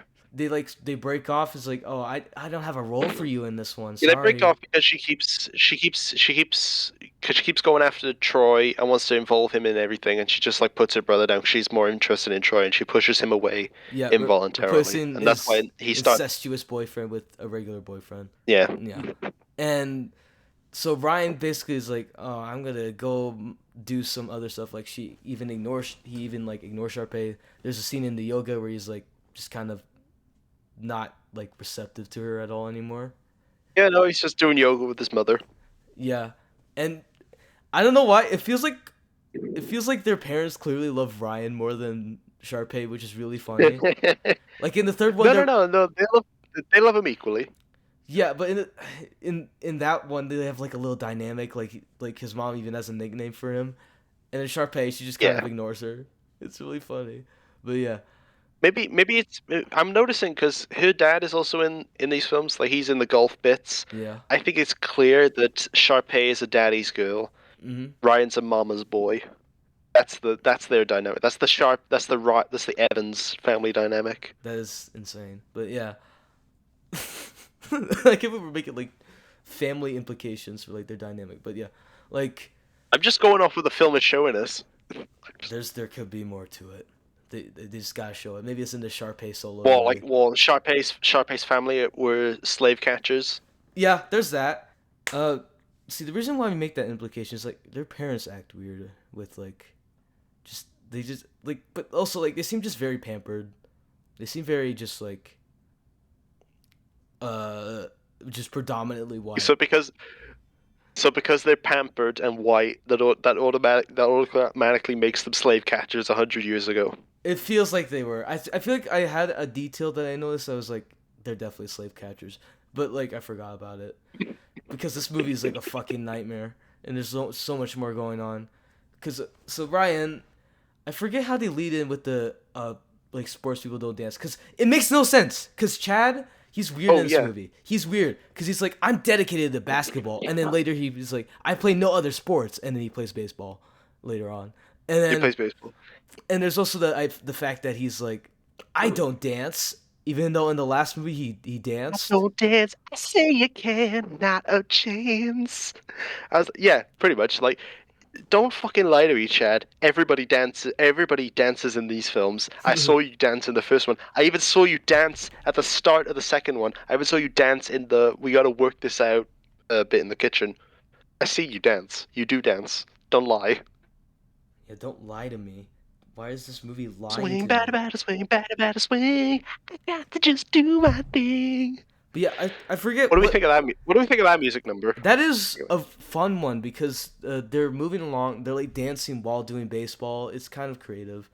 I like the little back and forth, but like the conflict is just like I don't dance, and then they dance while playing baseball, and that proves them wrong. So that sort of defeats your argument there, Chad. Yeah, so like what the fuck? What's going on? Like I forget why this started in the first place though. It was like something because I don't know how I don't Ryan and know. Chad have interacted ever, like up until that moment. Ryan, no, they didn't interact at all in the first film. They started interacting in this one because Ryan starts involving himself more with the Wildcats and the basketball people. Mm-hmm. Oh yeah, cause like I think Gabriella and like Taylor like give him a ride or something, so they give him a ride to like Yeah, the baseball field, and then that leads to them having you that can come hang out argument. with us. Yeah, and it's like it's I guess in a way Ryan's journey is like, oh, he's like doing his own thing, and he's like trying to stand up for himself. Is like about his interests and like convincing people, oh, you should dance too and stuff. And it's like, oh, okay, that's chill. Like Ryan has a okay Hmm. thing going on here, which it works. And then he regresses back, but like that, yeah, whatever. Um, but yeah, like secluded, it feels very just disconnected from everything else, which is probably why it's good. Which is probably why I enjoy it more than anything else going on. It's a fun music number.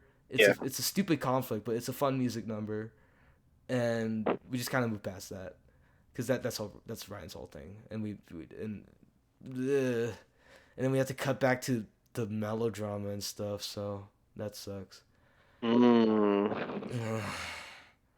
I don't yeah. know what else Well, there at least is. Kelsey's in this film, and Kelsey's great as per usual.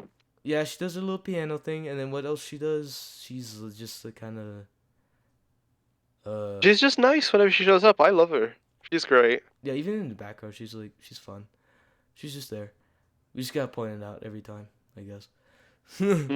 Yeah. uh, Kelsey. and oh my god, but yeah. Uh, Besides the main conflict, I there's don't have. Ryan's conflict. There's Sharpay's whole thing. We've covered all of that. Ugh. Side I don't think I characters, have much more to say about this film. yeah. I don't know. The side characters, they don't really Oh, do do you? much here. They don't do anything. It's really What do you tragic. mean the side characters? Like the super like secondary like third like tertiary, they're just kind of all just one group, and they're just like yeah. It kind of shows just how much they just haven't built like this sort of like group dynamic. It's just kind of like we're the Wildcats, or we're the theater people, or we're like just the high school gang, and I mean, these technically, there's only two. There's only technically only two theater people, and that's Sharpay and Ryan, and pretty much Kelsey. There's only three of them. only three, I guess. And what else happens in this 2 hour movie? Nothing. I don't think. Pretty much what we just covered is what happens, and it's just like stretched over that 2 hours, and it is so boring and irritating and so petty and so. Oh, I like Fantabulous. I, I I felt like Fabulous. Like I like that. I know you like. I know you said you liked Fabulous. I like. I like. I think I do like. What was it? I don't dance. Yeah, I don't. I think I like that I one. like that one. It's a fun like visual thing. I like it. It's nice. It's good. Bet on it, I think, is fine. Do you like the little twirl that Troy does as he's running? Yeah, yeah. That was major twink energy. I know. He's like fucking running around the fucking green hills or whatever. Like reflects across He's running the around the water. golf. He's running around the Yeah. golf course. He does that twirl as he's running. Oh my god. Oh, we didn't talk about the reflection when he looks into the Oh my into the god. lake. Yeah, the into green the screen pond. looks bad in this movie sometimes. You could tell like they just plastered an image of like a video footage of that man behind the green screen onto like a water, and it looks awful, but it's so funny to look at as an image. I'm not gonna stop. Not gonna stop till I get my shot. But yeah, like Oh dear. Yeah, no. I will say. I'm gonna say this. I don't think the songs bang as much as like after we watched the third one. I'm really thinking the songs of the second one ain't shit compared to anything of the third one. I like 3 of the songs. Bet on it, not really, but like it's a banger. Let's go with that. Like those like there's 3 songs I like, and then the rest of the movie doesn't even comprise of that many songs, and they're bad in context, and I just don't like this movie, and I never want to watch it again. Oh my god. You know, you sound exactly like me after I finished watching it first time round. Oh yeah, this one I was like I'm with A Critic on this one. Like I'm just like it was miserable. I was just waiting for it to kind of end by the time we got to the end of it. Like that final musical number, it felt like it went on forever, even though we were just like right at the end. I just wanted it to be done with, and the stupid conflict to be over with. And they resolved it by not resolving it. So Yeah. yippee! I don't know. I mean, at least Troy and Gabriella finally kiss on the lips. What a fucking miracle. The Disney execs they had a field day with that one. They all had heart attacks and they fucking started convulsing on the floor when that happened. Holy shit. But yeah, Oh, too spicy, too spicy. too spicy. But yeah, that is weirdly enough that's it with that movie. Yeah, no. So done with High School Musical too. Cause it's It's such a worthless film in the you know whole what trilogy. you know but then what again, you know what nobody- you know what you know what it's a nothing movie. It is actually a nothing movie where not much happens. There's some fun music. Some, not even all of it. This Not even all of it. But it's a nothing movie. And I don't get it. I don't get why people see this one as the best one. Because nothing it happens. really isn't. It really I can't even understand it because I'm someone who hates these films, but I can't even understand why people who like these films would think this is the best one. It really isn't. The correct answer is either 1 or 3. 2 It's is never definitely acceptable. definitely 3. It's definitely 3. 2 is just never acceptable to me. I don't understand the people who think it's the best one. It's all like Yeah, this shit ain't no Empire Strikes Back. It's no Shrek 2. This is a Cars 2. this is the Cars 2 of the trilogy. This is a Mission Impossible 2. Oh my god. Yeah. This is not a Terminator 2. There was nothing of consequence in this movie. It's kind of scary how much Yeah. it just did not matter. There's minor references Yeah. to it in 3, but like overall, it Yeah, I mean, really affected nobody. Yeah. And then So what are we rating this one? What are we rating it? see, I have it at a 3, but I'm tempted to drop it to a 2. I don't like this movie like at all, and it might be only a 3 because of some of the music. So Mhm. yeah, I don't know. This one's I'm fucking not awful. I'm not even gonna change it. I think I'm just gonna leave it at a 1 out of 10 originally because I genuinely got no worth out of this one at all. I got something out of 1 and 3. I didn't get anything out of this one watching it again. I think it But I was didn't already get the first time round. I think it was say I would have not survived this movie if I didn't watch part of it. Like it is miserable. I cannot.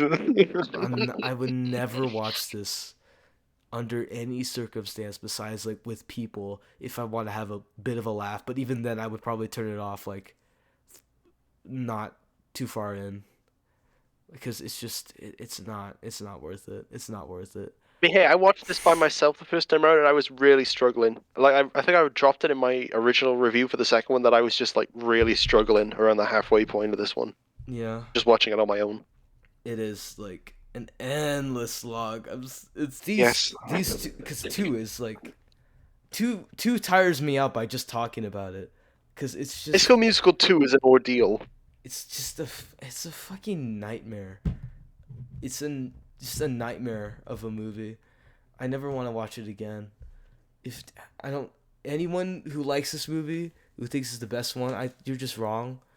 I mean, I won't like be like racist towards you or something over it, but like, come on, come on. It's kind of just, I don't see it. Like the Empire Strikes Back of High School Musical, I don't see it.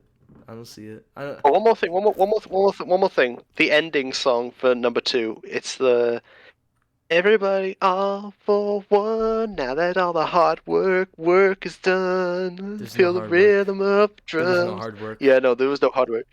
That I do not like that final song. See, I think we're all in this together is like fine. I like that I one. do not like. It's a fun finish. Yeah, I don't. Yeah, I don't like All for One. They're all I feel like it united. just really like caps off the shit Sunday Yeah, that like this film is. like the first one, everyone's united. They can do both things at once. It's shocking. It will fucking change lives. But this one, Whoa! this is the end of one really like terrible summer. Week. No, No, it's not even the summer because the summer has just begun. It's literally only just been a week since they broke up for summer. The start of the film. God. It really feels like that. It's a weird blimp in the High School Musical franchise where it's just like these things happen, but they meant nothing. They meant nothing. Mhm. I'm so done with 2. I'm so done with this series. Let's take a break anyway, and let's talk about. Oh, let's talk about Moulin Rouge, directed by Baz Luhrmann from 2001, baby. Oh, it brought back the movie musical. Oh, now we're gonna talk about some fucking Kino right here.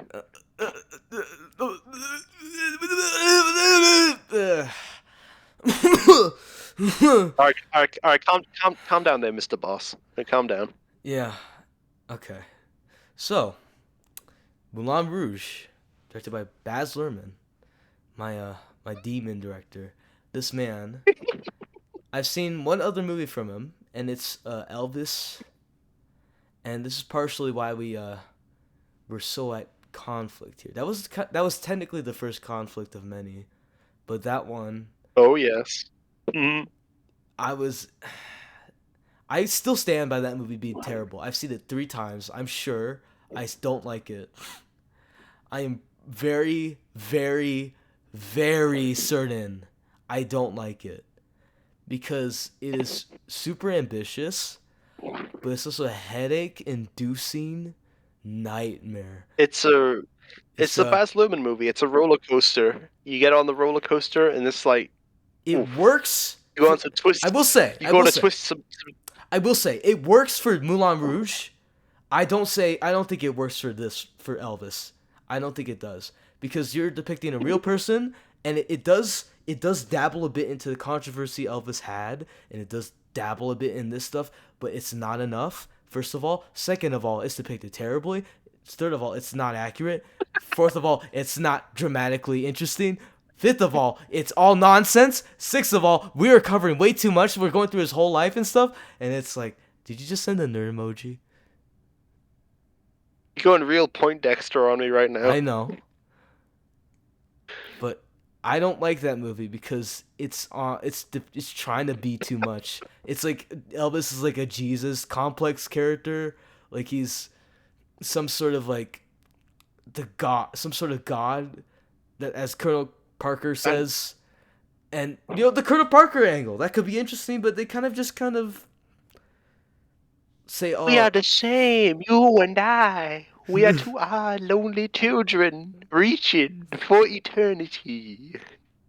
and that whole thing is like it could be good, but it falls flat, and they take the most boring angle, and I will say I do admire that it does show like he was like consumed by like fame and shit and like the drug problems. They do show it. They don't shy away from it, unlike something like Bohemian Rhapsody, which I think is a worse like biopic. But and I'll give it minor credits in certain sequences. They're fun, but like it's sandwiched between a 3 hour like behemoth, and I'm just like I can watch clips of it and be fine, but if I watch the whole thing, oh, I'm gonna be tired out by like the hour mark, and there's like still like so much more to go with that movie. It is an endless like hell. I don't know. It's gonna cover if it's gonna cover all of Elvis's life, you'd expect it to be like clocking in nearly 3 hours. Yeah, but it doesn't do it interestingly. There's so much. There's this It YouTube video. does There's this because it's so interesting. no. There's this YouTube video about like Elvis's movie career and how that kind of mirrors his like certain like tragic parts of his life, certain like aspirations that he wanted to do that never ended up being the thing. And that is a way more interesting video than anything that this movie does. I mean, I mean, they cover his movie career in like 3 minutes. Exactly. It's not interesting. It's all garbage. There's fun moments. I will give you this. I'm open to the idea that this movie can be fun, but it's like in terms of like a full experience. If I'm talking like the full picture, I'm just like, it gets really tiring after a while, and It's just the roller coaster, man. You get some twists and turns. You get a loop de loop. You get a corkscrew. Like you get the works when you yeah, get on but a that's for Baz Luhrmann 3 roller hours. coaster. For 3 hours, and you don't, and it feels like a roller coaster that constantly edges the end, where it's like, yeah, the big drop, but then guess what? There's another big drop. And then there's a big loop. Oh, is that it? No, there's another big loop, and it's like, oh, it just keeps going on and on and on and on and on and on and on and on and on and on and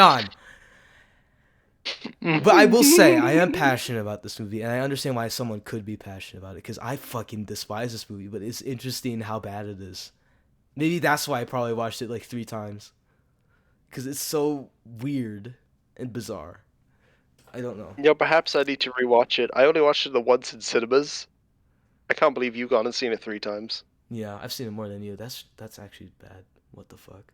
How the hell? Oh, fucking wild. But yeah, like, it's okay. Because I've moved past that. I made peace with that. Let's put Elvis to one side. Yeah, put Elvis to one side. Because, surprisingly, I like Moulin Rouge. I like it. I think it might be because of how it's much simpler. Even though, because I think Elvis is doing too much. It's a very simple story. Elvis is doing too much. It's like it has this larger than life human being to cover, while Moulin Rouge is talking about a very specific time period of a long forgotten era of like this very specific place, this specific time, this specific romance, and that is Elvis is a larger than life character. Moulin Rouge is a larger than life movie. Yeah, Moulin Rouge feels like it's elevated by Baz Luhrmann's filmmaking instead of some sort of chaotic like thing that's trying to do too much and has like too much energy in it to actually say anything. It feels balanced. It feels like the editing isn't the most headache inducing. It's actually okay. It's like decently edited. I think Elvis, it's fun little like split frames and its little like split screen ideas. I think those can be fun, but they do it too much for it to like really hit or make an impact. And in generally, the pacing of this movie of Moulin Rouge is much better. And still 2 hours, if you fuck it up, just like High School Musical do, it could feel really long. But this feels like a super like well-paced movie, and it works. I'm surprised I liked it, because you for someone who hates one of this guy's movies a lot, like, it's a miracle that I enjoyed this movie, but I did. and I'm happy to. You know, I thought it was good. I enjoyed it. I'm not saying it's like the deepest art. I think it's obvious in its simplicity. I think that what makes this better is that it knows how simple it is. It doesn't try to do too much like Elvis. It's very like it's very simple. It's just well Very maintained. Yeah, it's a very cartoonish film. Hmm. You can tell that by, especially if you look at like the villain, Oh the yeah, Duke. What a character right there. I mean, the Duke is an idiot, but I love that he's an idiot. He's he's he's wonderfully stupid. so like over the top sniveling and conniving. Exactly. Um, But yeah, like, do you want to explain the story of Moulin Rouge? I will gladly do so. Okay, so Moulin Rouge is set in either 1899 or 1800s. like 1900. It's one of those two. I think it's late It's definitely 1800s. 18. I think it's 1899. Yeah, that's when Mm. the film starts. No, because the film starts at the end. The film starts at the end in 1900. Yeah, so he says so. Christian says at the start, "I came to Paris 1 year ago in 1889." So it's all about Christian, who is a poet. No, he's a writer. He wants to be He's a a writer, Bohemian writer. and Mm. he's a Bohemian writer. He's come to join the Bohemian Revolution that's going on in Paris in Mm. 1899, and he's going there. He wants to write about beauty, truth, freedom, truth, and love. Yeah. But there's just one problem. I've never been in love because he doesn't know what to write about, and then he gets whisked away into a whole load of shenanigans that put him in the interactions with this courtesan called Satine, who's the jewel of the Moulin Rouge, Yeah. um, which is this burlesque Mm. place where there's like all sorts of like debauchery goes on, and she's the courtesan, and she's like the star of the show, and he's with his friends who he met when he got to Paris, and they Yeah. want to do a They play, let him meet him and then by by like a pure just cartoon logic where one of them like bursts from the roof and yeah, suddenly the unconscious Argentinian fell through my roof, yeah, the unconscious and then Argentinian. you get Yep. and then John Leguizamo as a little person Hmm. comes wandering in. Yep. And they all look He's from like, hey, what above. are we gonna? What are we gonna do? We're missing Uh, our main actor. We need someone well, who they, exudes writer in energy or like fact, some shit like that. we need somebody to fill in for the unconscious Argentinian, and he's like, oh yeah, I'll do it. And Mm. then they're like, oh, we need to think of a song. We need a song. What are the hills? What are the hills alive What? with? The hills are alive Like with with blah blah blah, blah. And then music, and then he goes into song. and they're like, whoa, you gotta be with us, man. You've got the talent. You've got it. But I've never been in love. I don't know what to write. I don't know how to write. You will. It'll come to you. It's love. It's all about love. Love, love, love, love, love, love, love. You've got the love. You gotta do it. We gotta go to the Moulin Rouge. We gotta sign the deal with the courtesan. We gotta get Satine on board so we can do our play. So then Yeah, they go to the Moulin Rouge. That opening scene where they go to the Moulin Rouge, that first scene it's wonderful. where It's wonderfully just that like is amazing. I think it's not too chaotic, but it's not too like just like clear. Everything's very vivid. Everything's very like moment to moment, and for a jukebox musical, it's pretty creative in how it like combines different songs. Like it's not just it's an odd Oh choice, but yeah. they have "Smells Like Teen Spirit," and it's like there's also a lead It into starts out with Lady Marmalade while they do their own they yeah, do like a rap over it, and then it transitions into Smells Like Teen Spirit, yeah, and they and change the lyrics that's up the part too. where everyone loses their shit. Yeah, That's the part where everybody goes fuck yeah. I think like jukebox musicals, they can usually be very just like surface level, but this uses like "Smells Like Teen Spirit." I think it is not a deep song. It's a very much because I think in general Nirvana music, I think people overhype it as some deep thing. I think In Utero can be deep, but like Nevermind, it's pretty much just like children's anthems. They're very like surface level.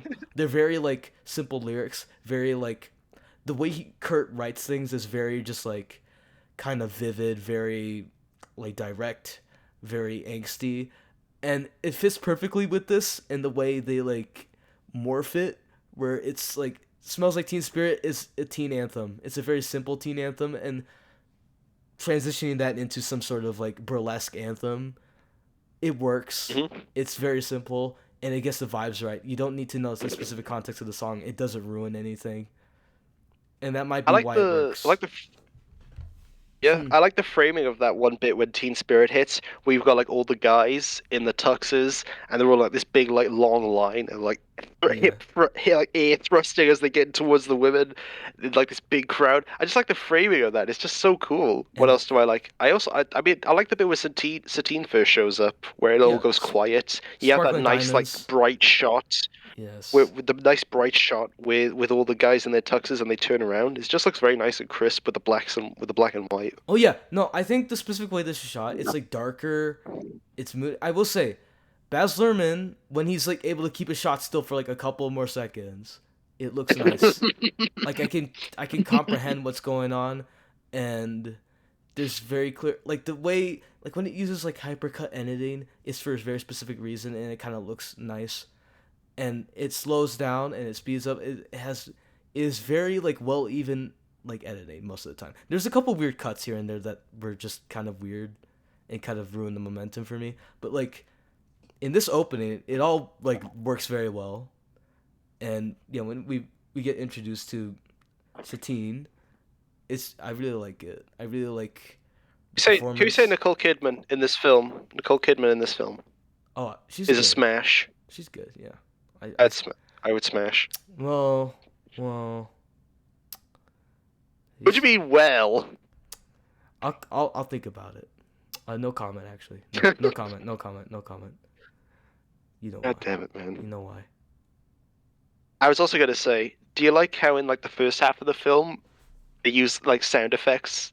There'll be like a boing boing boing boing boing. Oh yeah, There's like no. cartoon Early sound early on effects there of were like like cartoon like sound effects, like the way actions. like when uh the unconscious person like just goes through the roof Yep, and conscious Argentinian. the Also art the roof.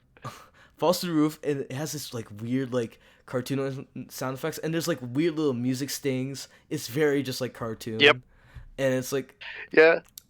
I understand completely what the vibe is going for. It's very clear, and yeah. So when there's like goofy sound effects like that, it doesn't like ruin my immersion because it's very clearly like a choice. It works. And they do like slowly stop using them as the film goes on, and you Yeah, know it gets more serious. It gets sadder. yeah.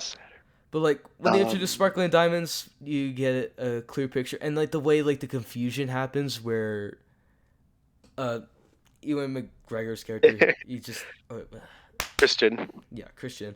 He's he's like in the crowd and he's among like the higher ups and he's just kind of snuck between them.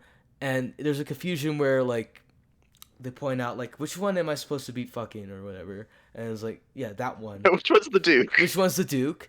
And he points out she thinks it's Ewan McGregor and that's how that whole incident happens.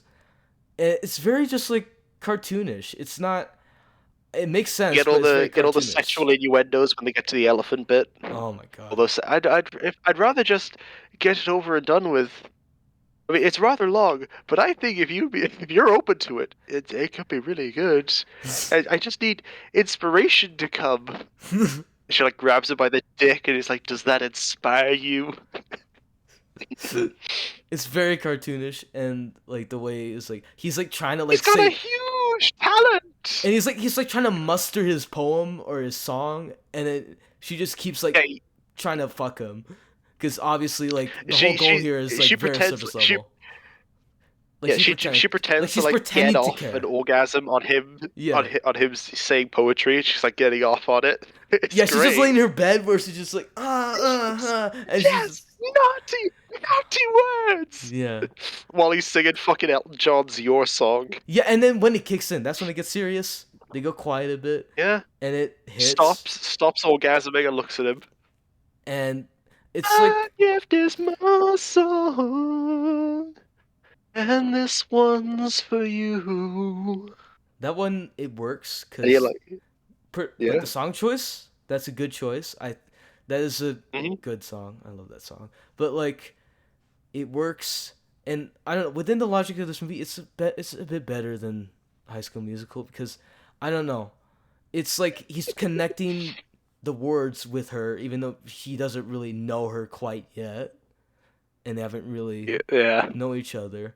But it's very clear, like there's something going on, but it's like obviously they're not in love yet, and it's sort of just like an offer. Because the song is kind of an offer, where it's like, I hope you don't mind, I hope you don't mind that I put it down in words.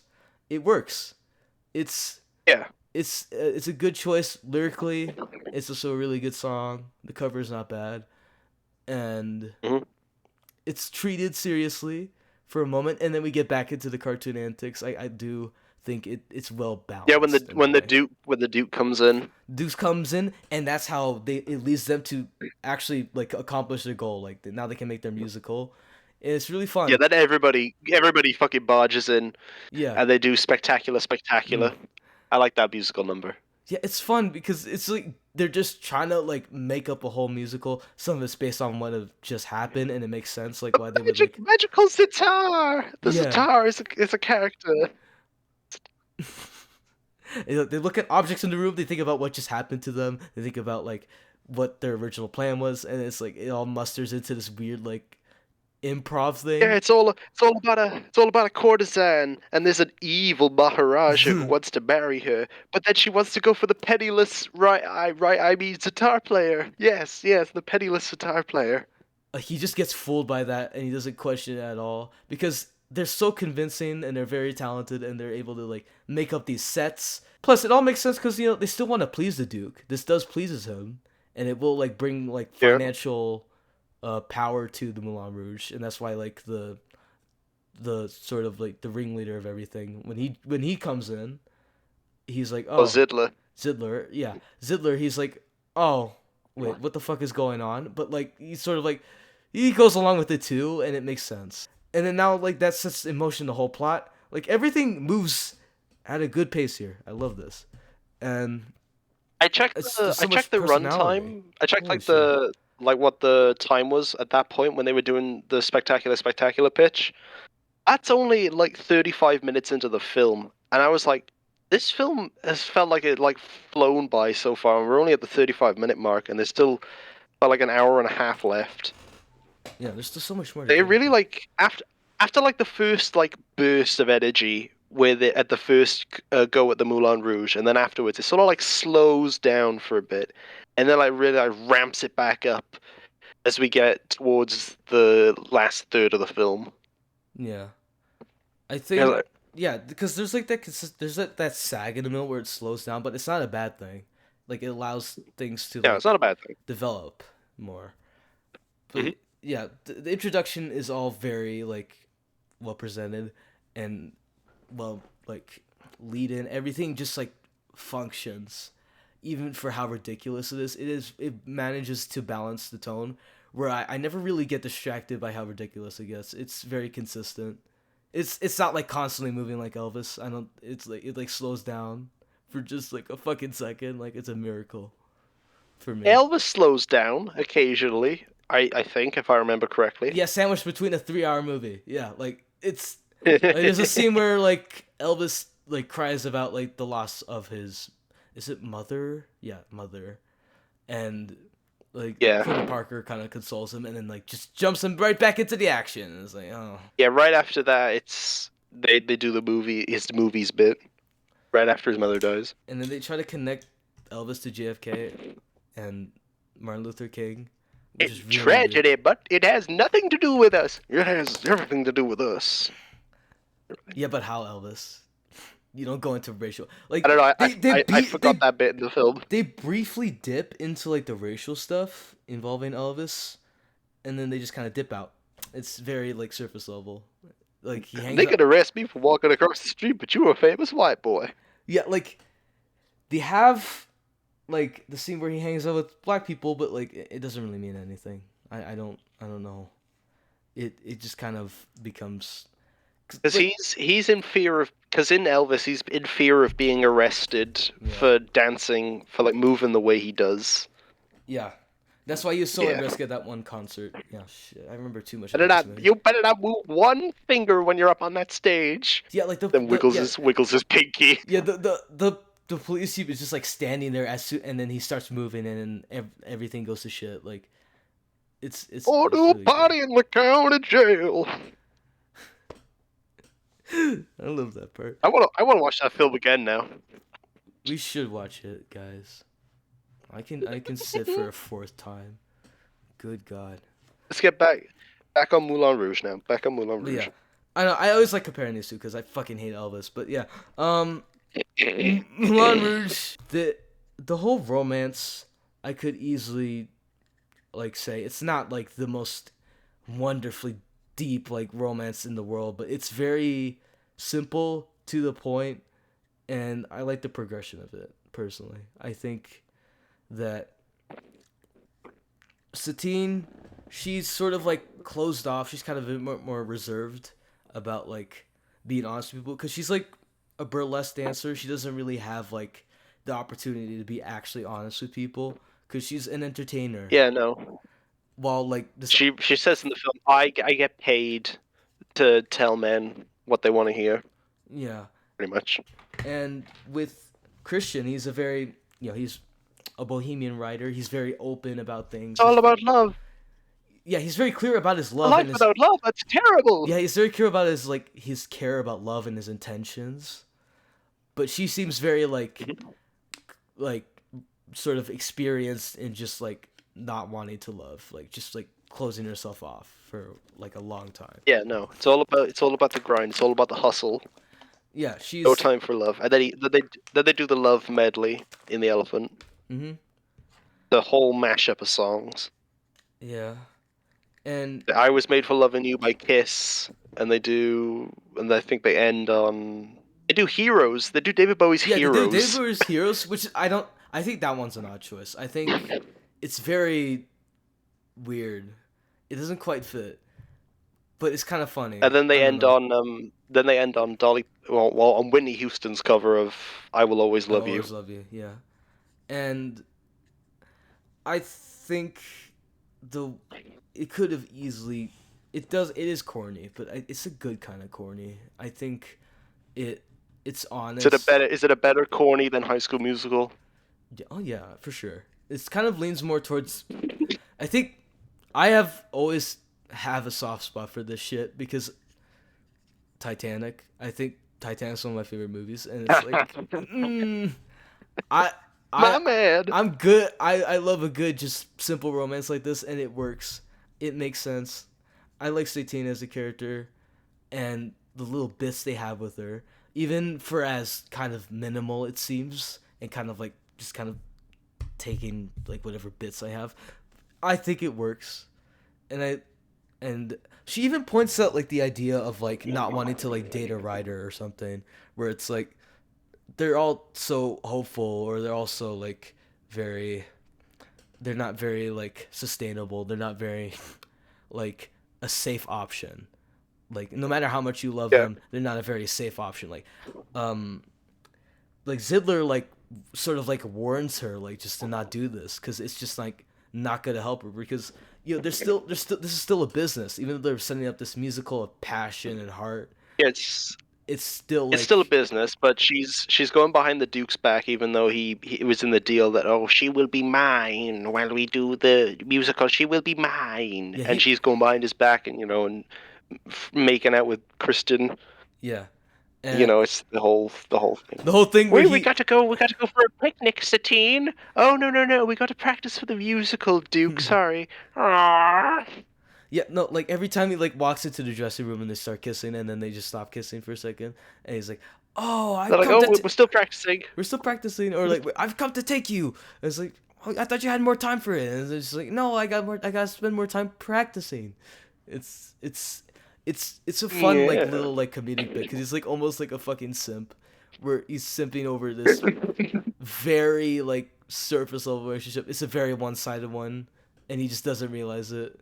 And he's a fucking idiot. Everybody in this universe is a sympathy. You not see the introduction bit where all the men want a piece of her, and they start throwing their valuables at her. Oh my god, yeah. Oh yeah. That's why it's like shiny diamonds. But yeah, with that, I love that whole sequence where every time the Duke tries to like impress her, she just sort of just like fucking doesn't care. And then it's not like this continues on forever. He does figure it out.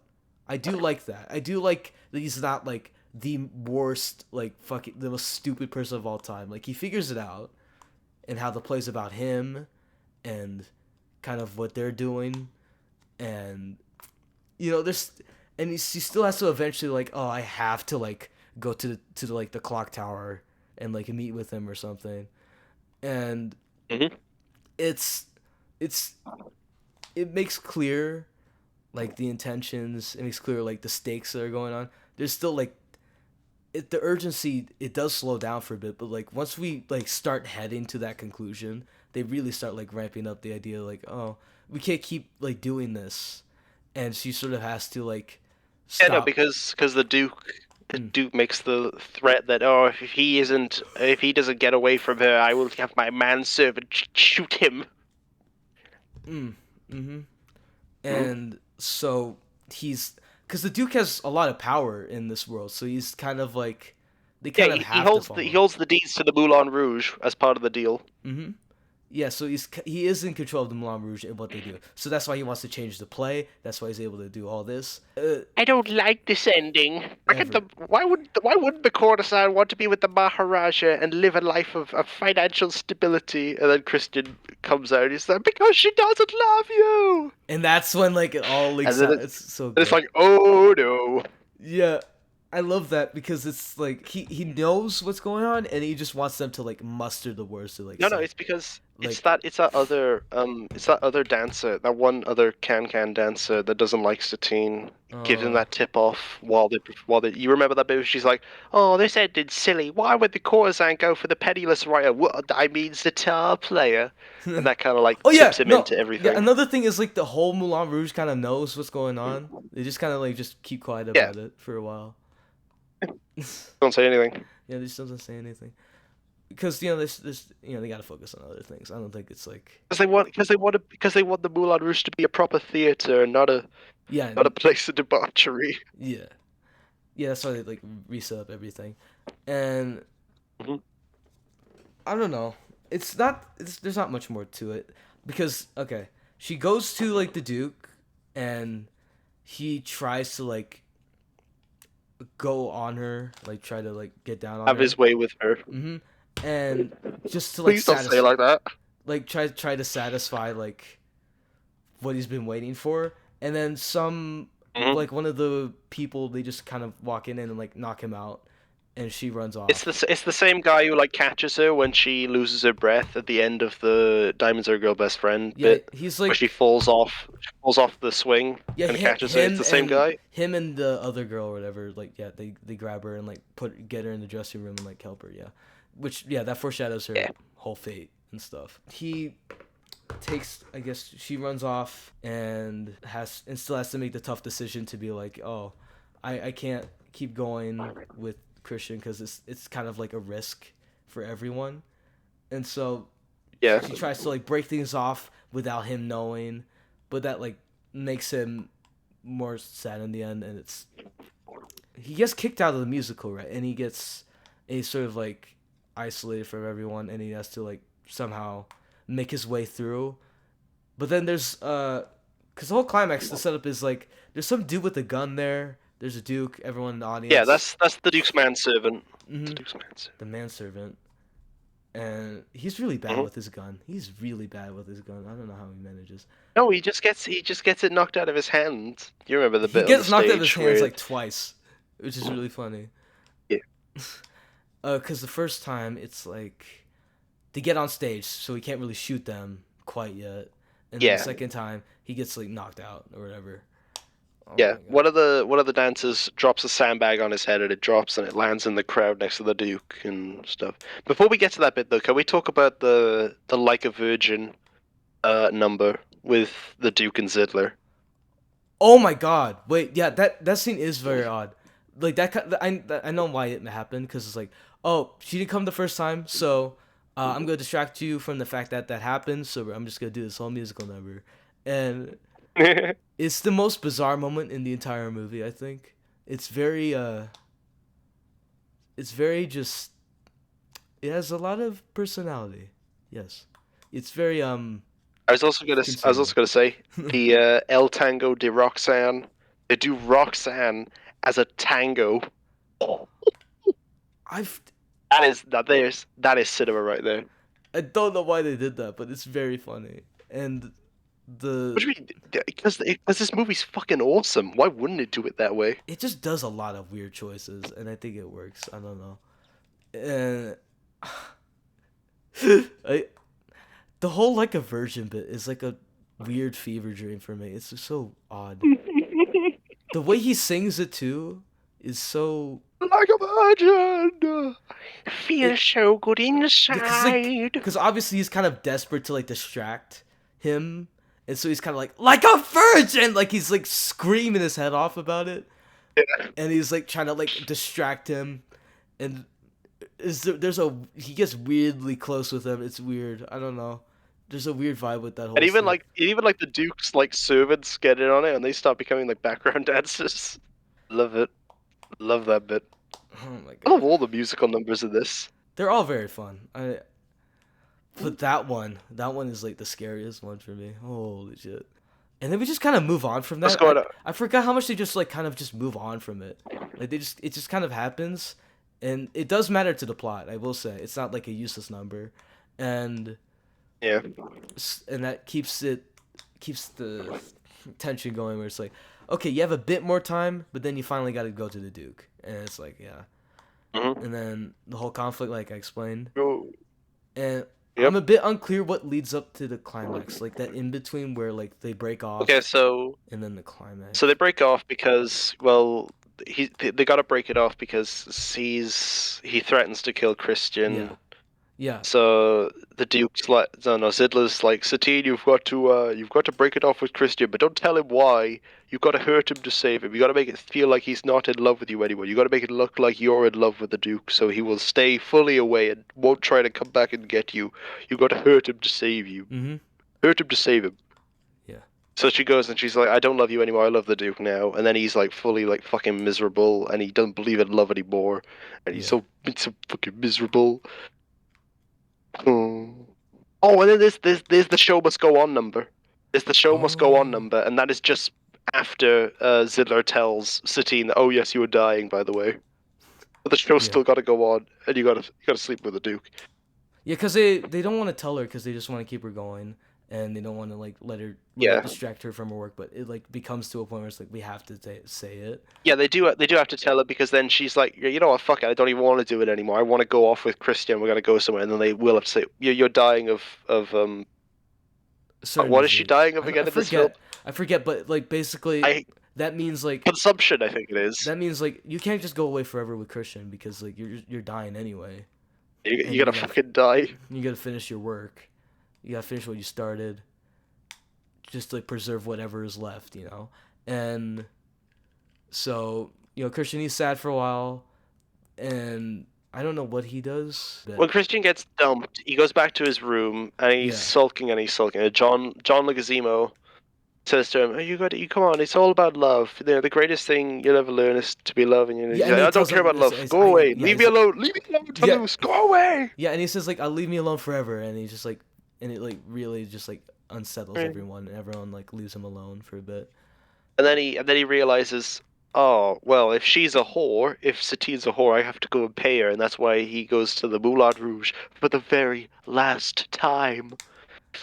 And Yeah, then yeah. the whole climax. I gotta mention that the show must go on number.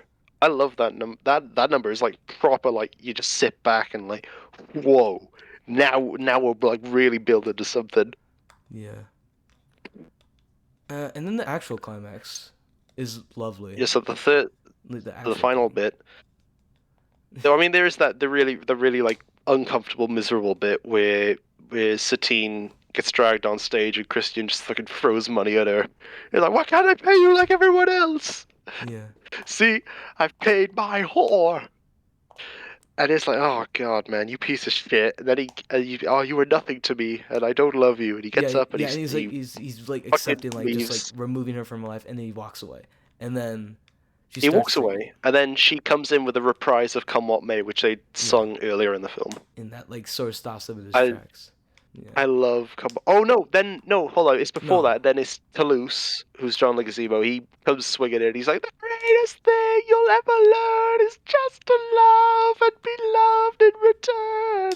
Then that kicks the whole thing off. Yeah.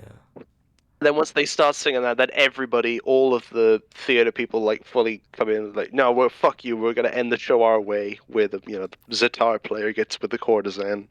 Yeah. Um, We have that it's happen. for beauty, Yeah. freedom, truth, and love. Woo! Yeah. Everyone's happy, and then And then Duke tries to shoot him himself. yeah. You're my way. Yeah, because the gun's first with the gunman, like the first guy, and it, he Yep. gets it knocked off twice, and then it leads right Just in throw it front into of the the Duke. crowd. It leads like right where Yeah, the Duke is going after he tries leaving, and it's like he yeah, tries to make a shot and then he misses or whatever. yeah. Because Zidler punches him, and the gun goes flying out the window and smacks into the Eiffel Yeah, Tower. on top of the Eiffel Tower for some reason, and Yeah. you get like a little tap sound effect and it just like drops. It's so stupid. But yeah, Oh, it's epic. It's amazing. I love it. Then it's a happy ending. They ended the show their way. Of course, the Moulin Rouge is probably fucked now. But we did it our way. We ended the show our way. It's all about beauty, truth, freedom, and love. Oh no. Oh no. Oh no. Satine's dying. Oh no, yeah, she's dying. Oh no. and she just they do commit to it. She dies. She's like actually dead, Yeah. and Yeah. No. it's sort of a weirdly just kind of just sad end where she just dies, and Yeah. the whole final Tell our scene. story, Christian. Yeah, the whole final scene's like like sort of mirrors back to the beginning where he's like writing their story, and he's writing Yeah. about like what he lost and sort of like preserving it in a way, and it's like that's kind of the weird little tragedy where it's like he's just sort of lost in the memory of this whole place and this idea of love and all this affection, and it's like his one true love that never really was, or like became like Yeah. a full thing. It's such a contrast, and it's weird like how much it does work and Yeah. how much like how both hopeful and kind of really sad it is in the end. And then it just like the curtain closes, It is. and then we Yeah. get like that Credits. cut with like dedicated to like I think his father, like Baz Luhrmann's father or something. And it's such a I'll have a quick look. It's somebody Luhrmann. I'm pretty sure it is probably his father. yeah, and Let me it's have a like look. it's such a gut punch at the end. It's like, oh, that's it. It really sucks, but like it's a properly like sad and conclusive ending, and I think it really does work. This is very much like out of line with a lot of the insane shit that we talked about and how just like super energetic this whole thing is. It's weird because like when Baz Luhrmann does have his genuine moments in something like Elvis, and it does kind of work every time they do something with it, but like this one is like especially just like, oh, we just end it like that. Oh, It's such a yeah, that's Moulin Rouge, baby. It is funny, it is sweet, it is fucking wild, and it is so sad. yeah. So sad. It's it's nice. It's sad. It's a lot of things, and it doesn't it manages to not be just a complete mess, which I thought it would be, because of the You reputation. thought I was just gassing up this film for no Yes, reason? I thought you were real. I really thought like, and then with the YMS rating, I was looking at that and I was like, oh, is it that Yeah, bad? but we can't fucking trust YMS. We never trust YMS on anything. I trust him on some things, but yeah, Like what? Like what? I mean, he didn't like Elvis either, so Well, Do we have much else to say? I was gonna say, did the ending make you cry? No, but it is a sad ending. I'm not like that easy to make cry during movies, so I've watched this film 4 times now. you First time cried? I did not like it. I did not like the film at all the first time Oh round. yeah, no, I Then I was watched it shocked when I again. saw the 5. I was like, what the fuck? I was like so shocked. I was like, this is not the same I person. know. I know. I watched it and I got some clarity in between the first and second watch where I sourced some people of what they said about it, why they liked it so much. Then I watched Elvis and then I watched Moulin Rouge again. I gave it a second chance because I liked Elvis. Freak. Yeah, no, Moulin Rouge just went up in my estimations. Then it's never made me cry the ending. I got pretty close though on this fourth watch. I got pretty close at the end. Really? Yeah. Yeah. I find that good with some. I find that cool with some movies where you just progressively do like it more. It's like your taste changed. But yeah, Mhm. it's like weird seeing the 5. Like that's not. Mm-mm. And now it's sitting at a 9. Geez, a 9? I thought it was an 8. Fuck. No. It was originally an 8, and then I bumped it up to a 9 on this recent rewatch. Holy shit. Okay. What have you rated it? I think you rated it at a 6. 6. It's a pretty Why much. why only a 6?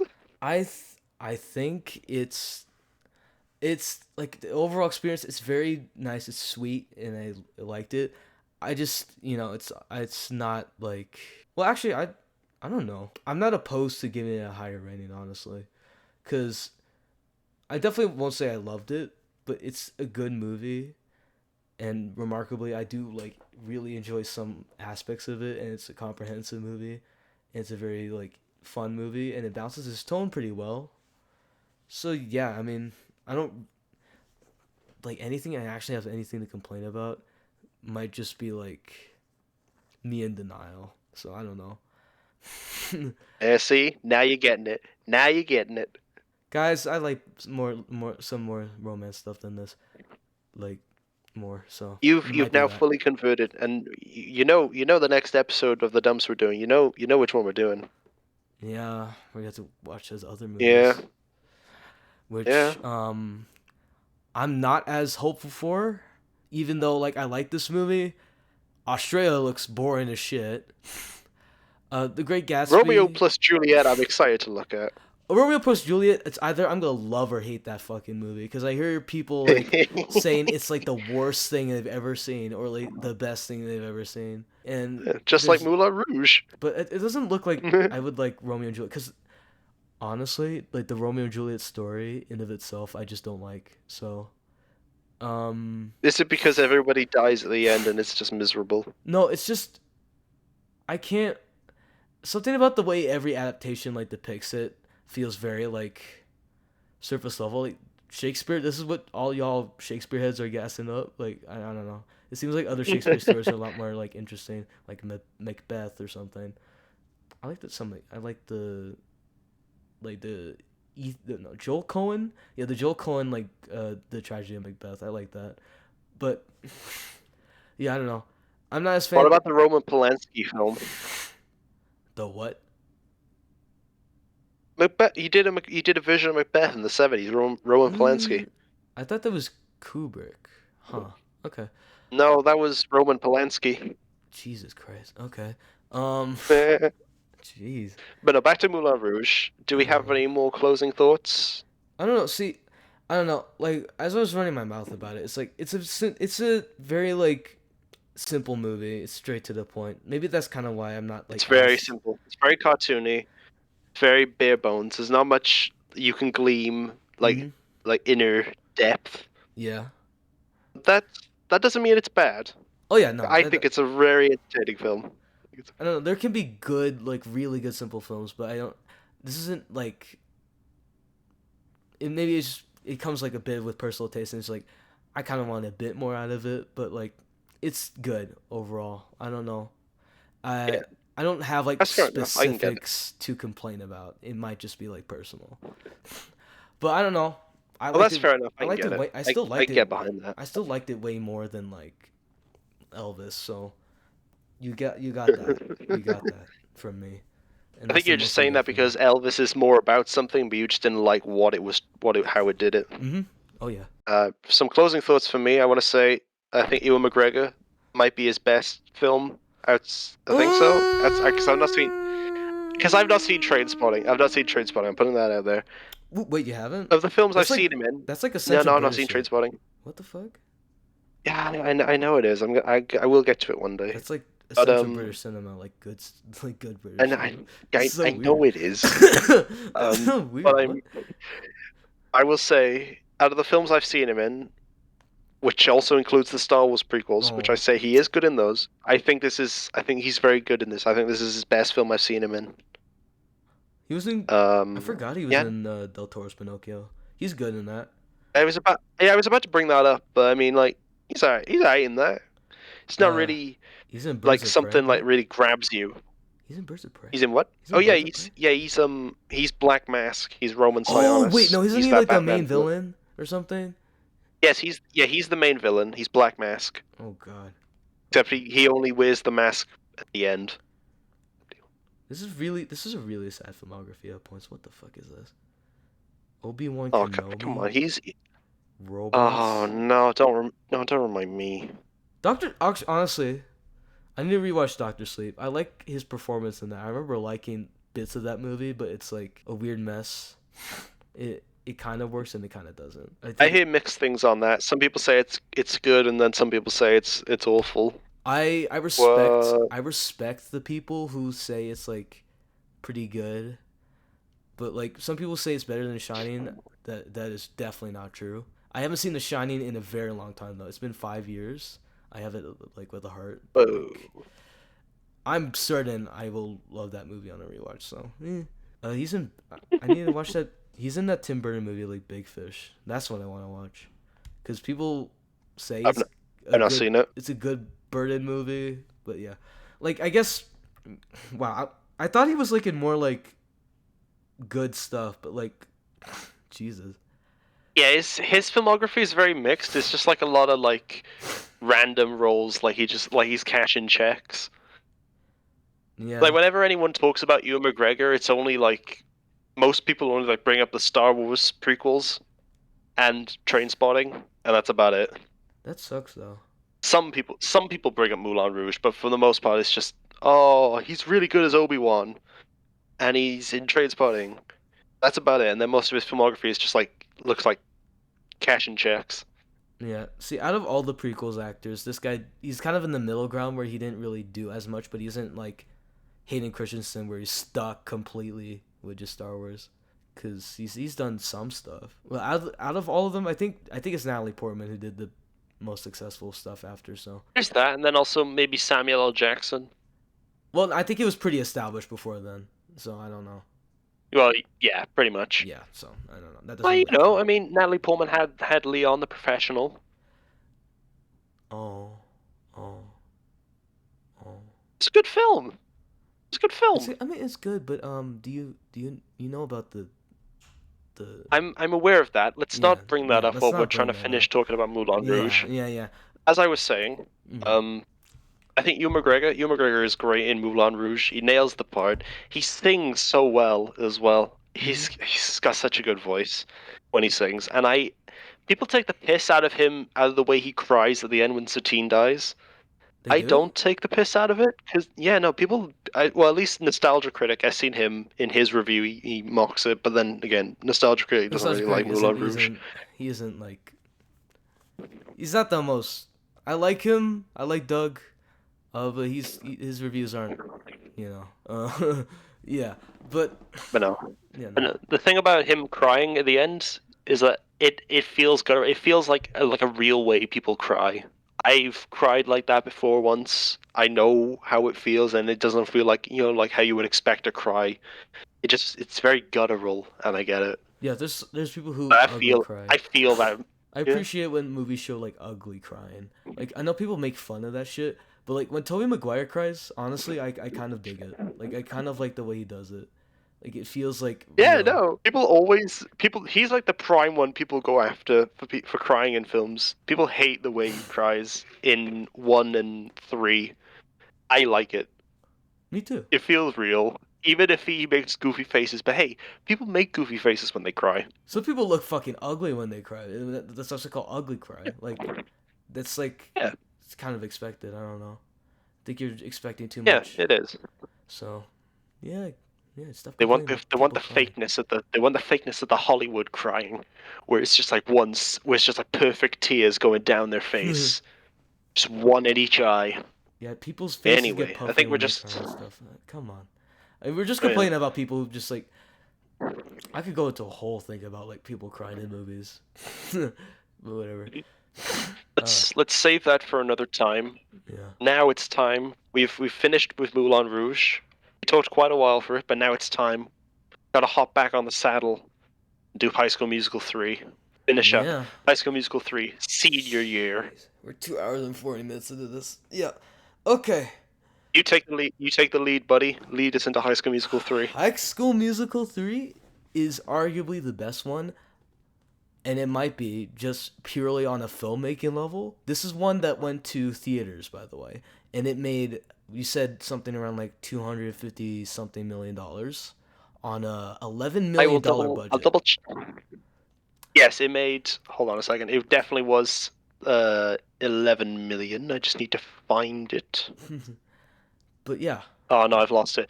But no, it did make. If I remember correctly, when we looked at it the other night, it was 252 million dollars at the box office on like an $11 million budget. which is insane. The financial comeback from that is like actually like way better than anything Disney has done recently, which is kind of funny. It is actually really funny actually. Yeah, no, Wish did worse than High School Musical 3. Elemental didn't make as like it technically broke even. I hate people who say this because it's wrong Yeah. because there's marketing and you know how much Elemental marketing there is out there. It is fucking crazy. So really, it Yep. didn't make any money. It made back its budget, but it didn't really make any money. Indiana Jones didn't make any money. But you know what made Oh money? hell no. High School Musical 3.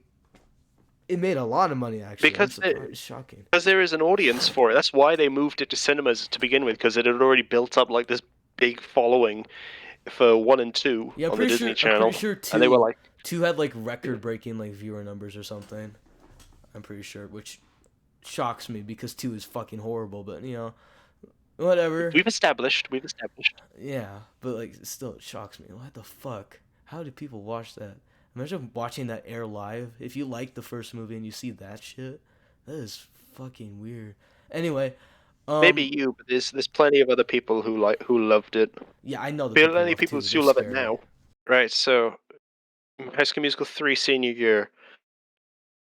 They're in senior year, and they are just trying to prep for college. That's pretty much the plot, basic plot. I think one's the It is best the one. best one. I think one's the best one, but you know, you do you. Whatever. No, 3 is the best one, and I'll tell you why it's the best one. Mm-hmm. Because it is the most professional. It's the most crisp. It has the best Okay, you spectacle got me of them there. all. You got me there. It's the spectacle. It's all about the presentation of everything. It's set to Oh, wombo, and I will say, like, the choreography in the first 2 films is pretty good. 3, it's like 3 you've is like such an supersized upgrade. it. It's such an upgrade. 3 is kicked the energy up to max. Like, I may hate this film. I can't deny that the song, the bits, the energy felt in any of the music numbers goes hard. As long as it's not a Troy Gabriella song. Holy shit, yeah. The Treehouse one in particular was so boring. I was Right here, right now, right now. I, yeah, no. that's not it, Chief. It's not it. This is a very consistent musical too. There's like consistent music going on in a musical. Fucking miracle. Jesus Christ. Oh yeah, Oh. out of the 3 films, this is the one with like the most consistent like time in between each song. It never feels like it goes on without a song. It doesn't feel like there's dead space in between each song. Yeah, we have Now or Never, Right Here, Right Now, Want It All, I Want It All, Can I Have This Dance, A Night to Remember, I Just Want to Be With You, The Boys Are Back, that one's a fucking banger, Walk Away, Scream, like, everything it's pretty consistent. I Want It All is very Yeah. good too. Like everything, like yeah, like I said, the production value is crazy good for $11 million, because what they did was, I love in the I Want It All sequence where we have all these little cardboard, like, actually they're not even cardboard. There's like these professionally like painted like little sets, dancers. It's like full set with like proper like props everywhere and this Yeah, like intricate detail. They got like spinning on a lazy Susan. yeah, Like the way it's staged and framed, that's good. yeah. That's There's really good. It feels like there's more depth to the images, which is a weird thing to say about High School Musical, but like they filmed it like better. There's better color grading. There's better lighting going on. Like the colors Yeah, really pop. I think you mentioned in the second one that everything looks saturated, Yeah. like a Michael Bay Transformers movie. But Everything looks so I dry. in that don't movie. laugh. I'm right. But this one, like, if it's shot like a real movie, everything looks crisp From the right opening, off the bat. In right like from the opening.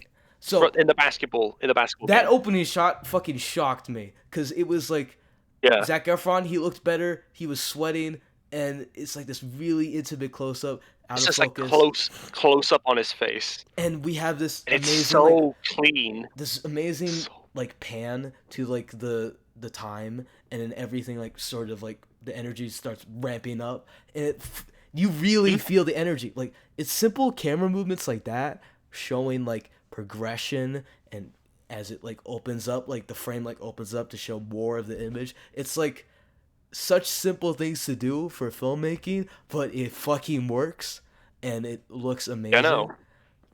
And it's super well And coordinated. even then, Even the way they shoot the basketball, opening song, I think pops. like even Yeah. even the way they shoot the basketball game is really good. Even like the colors of the crowds contrast well with their outfits and the main court, and it feels like there's like a consistent like vibrancy. There's this consistent like color contrast, like certain like elements that make a movie like a fucking movie, Yeah.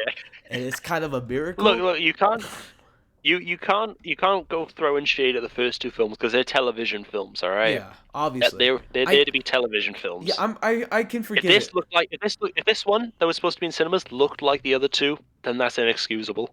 Yeah, no, because first one, honestly, it looks okay. Second one, I don't think it looks good. I think it. See, in addition to being a terrible movie in general, it visually looks so fucking weird. It's just super weird and dry movie. But like this one has such, it has the oomph to it, because it obviously Yeah. has a higher budget and it's going to theaters. But like, since they were given the opportunity, they maximized that $11 million. There's like that scene where there's like this rotating like a spinel of like different like sets, and they're like going through it while singing Yeah, the no, musical that's what we number. just brought up. Yeah, in no, I Want It All. Oh, are you talking about Are you talking about A Night to Remember? It's Yeah. the one where they're getting ready for Yeah, prom. and I just remember where you have the little house sets, the mom's at the door, Oh yeah. it looks all very nice, like the fake little limo. It's See, and it's actually, fun. all of the stuff feels like it's like actual stage musical stuff. Yeah. That's where it exceeds. That's where it excels. Yeah, it feels like an actual musical. It's a fucking crazy concept. It is actually a High School Musical they're putting on. The only one in the trilogy that does it. And they actually put it on in the movie itself too. It feels the most musical of all these like movies, and it's kind of incredible. It Hell yeah. like there's so many like different moments. I can't even think of the plot comprehensively in this movie. I just think of all the like musical numbers, because they're all like just so fun to like look at. I just can't enough state how fun it is to have like fun like just production design.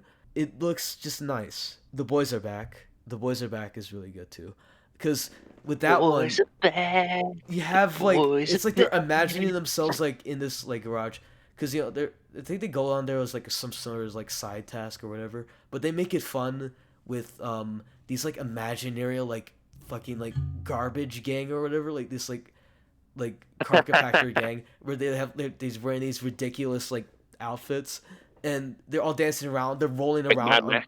yeah, and, like they're rolling like wheels or whatever, and like Tires around. yeah, tires around, and they're just like jumping on them and like rolling onto them. it's such a fun like little set. Like they do so much with garbage, like literal garbage, and they go on top of Yeah, cars. it's a bit There's like like yeah, there's like bit like mining the twists. original stage production of Cats, where they would use like trash and crap to like simulate a train or a cat Yeah, or like a mouse. They'd use like trash props and stuff. Not like the 2019 film that doesn't do that, but anyway. yeah. There's Moving on. yeah, but with yeah, the boys are back. You get like you even have like the car lights. Like there's that one shot where they're jumping on top of cars, and it's such a smooth like little like dolly shot. No, not dolly shot. Like it's like a pan out shot to just like them jumping, and it's like the way the lights like the lens flares and everything looks like professionally lit, and Yeah, the choreography is so nice. Everything is just so well presented. This easily has like some of my favorite like visual stuff in any of these movies, which I didn't think I was ever gonna say about these movies, but yeah, holy shit. But the actual plot do we want though, to? Yeah, no. For all we've been gassing up like the technical bits and the music numbers, let's talk about the actual plot. It's fucking shit as per usual. so you might be thinking, where do you go with Troy?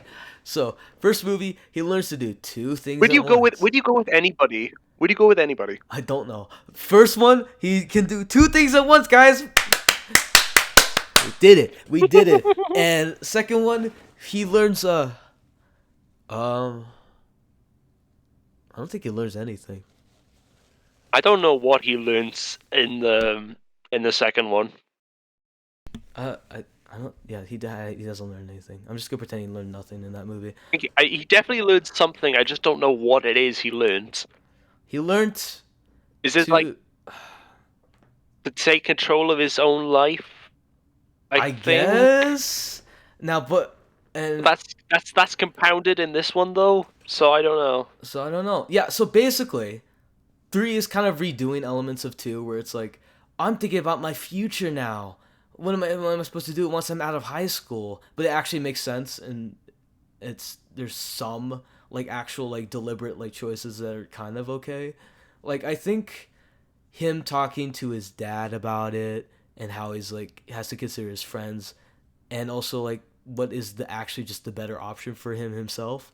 Like what is he happy with, but what is also like the smart choice to do.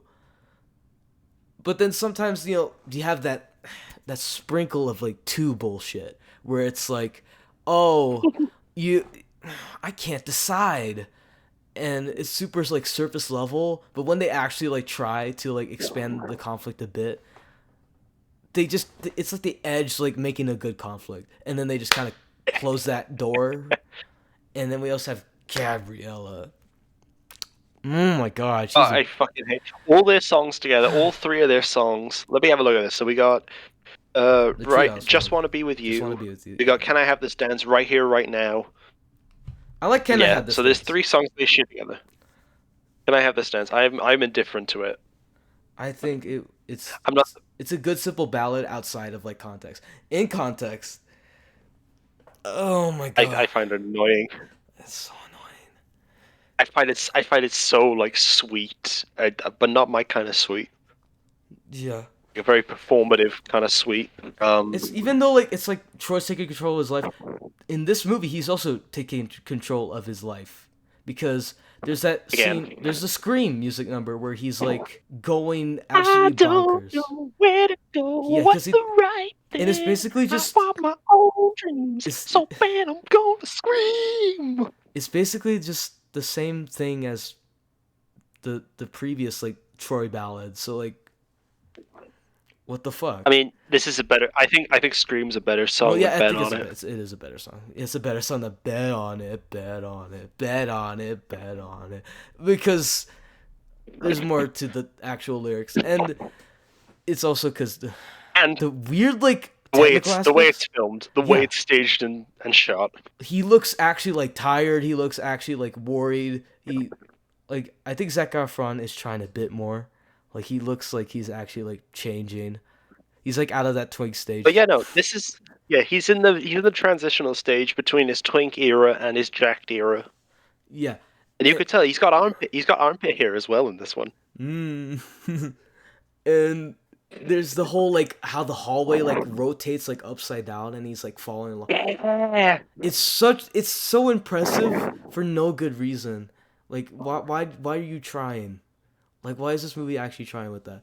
But it I do like when when that music number ends, like the pretentious Silent Dawn like music teacher, the theater teacher. She I like actually how like we just accepted that that's supposed to be Silent Dawn. yeah, I'm Miss accepting. Darbus is confirmed Silent Dawn. Yeah, Miss Jarvis. She's like she actually like talks to him and like actually like thoroughly like like understands where he's coming from. Like she's not just some cartoony bitch for like 1 second. Yeah, no. And Yeah, she like those first two films where she's the worst. That one scene with her in 3 with her and Troy is like, wow, it's like it's like an actual person. mm-hmm. And then they go back to usual antics. So Yeah. it's yeah, like I said, this movie sprinkles like little sprinkles of good. It's overall better. It's a better, like more natural conflict. But I think it's Gabriella's side of the conflict that hurts it the most, where she's just kind She's of got a where she's going like to a different universe, go to a different college that's like 1,000 miles away from Albuquerque, where Troy wants to go to college. So she's going 1,000 miles away. Then Sharpay does something to like get her out of the picture, where she like puts her something online, and then it's like, oh, you got to come to the open day, and you got to come to the college right now, Gabriella. Come on over. yeah. Then her and Troy like talk about it, and then it goes into walk away, walk away, walk away. And yeah, I hate that bit. It's the obligatory Gabriella is miserable song. And it's no, they split up again. She's going away. She's gone again. Yeah, I don't buy it this time. I'm so sick of this now. I'm so sick But of her in general. Like yeah, she's so she keeps just saying, "Oh no, unreasonable. we gotta break it off. No, I love you, but I just we can't be together if we're gonna be 1,000 miles away. I just can't do it. Oh, I just can't break up with you. No, Troy's like that. Troy's like, I can't break up with you, Gabriella. I don't want to be without you. I can't live without you, motherfucker. You've only known her for like a year. Another thing is by the end, it's like the conclusion is basically you gotta always appease your girlfriend and you gotta like actually like oh you know what this was kind of the better actually well it's not even that it's like the movie just like naturally like the whole world just like helps him do it where it's like yeah we found the Alright, perfect so the way college no, because we that's found not the even perfect college that's not even for how you. it happens. Because Like that's not even how it happens. So she's gone to Stanford, which is like 1,000 miles away from Albuquerque, and then at the end of the film, he like brings her back, and they do the musical, and then he's like, when they're graduating, he's like, okay, yeah, so I'm gonna go to Berkeley, which we found out does do basketball and dance as like a thing I can do. I can do both at the same time at yeah Berkeley, which it's is exactly weird it's weird 32.7 miles away from it's Gabriella. so bad because like what you're telling me is you didn't consider that before Did you only find out about that now? and Like, And it just seems kind of like, oh, I want to go to this better college, but also there's this other college that can literally make me let me do both things that is probably just as good. Like, did he not ever say that? So at first, like the conflict, yeah. So I'm sorry, I confused it because I thought like it was more. There was actually still more of a reason, but actually it makes less sense as a oh, conflict. and he left Chad. He left Chad in Albuquerque all by himself now. Because they were Yeah. gonna go to the college in Albuquerque together, but now he's gone off to Berkeley. So you left Chad all alone. Yeah, cause hoes before bros. That's his reason. What else was I gonna say? I think we brought it up. You know when he shows up at no, Stanford, I think is where Gabriella was going to. He shows up there. They establish it's 1,000 miles away, but he drove all the way there on the day the prom is taking place, and they do the musical and all that shit. I I really don't understand like the time how time moves in this. So were they doing the prom the same day as they were doing the musical, or was the prom on a different day to the musical, or was the prom and the musical the same exact thing? I don't fucking know because time is so skewed in these films. Really breaking down the conflict. What is the conflict? Like they figured out a The conflict solution. is that they can't be together because they go into different universities. Dog. Whoop-de-fucking-do. You've only known each other for a year. You've not even said I love you. You've barely spent enough meaningful time or had any meaningful interactions that have really like progressed anything. I'm not invested in this struggle. You can't see each other anymore. There's literally no conflict if you really just like think about Oh. it. I forgot what it is. When we saw that he drove all the way there in his shitty little pickup truck. Yeah. He said he was in a suit. It's exactly like he's in his suit. We were like, I said, I hope he changed out of something to get into his suit jacket because I refuse to believe he stayed in that and smells completely fine afterwards. Yeah, I was joking like when they hugged each other. I was like, "You smell bad." Yeah. Or Ew. something. Yeah. Then I thought about the regular show episode where Mordecai goes all the way across the country, go return the sweater to Margaret. Margaret's sweater. She left it for me to find. Oh no. Don't do anything you're gonna regret. Don't do it!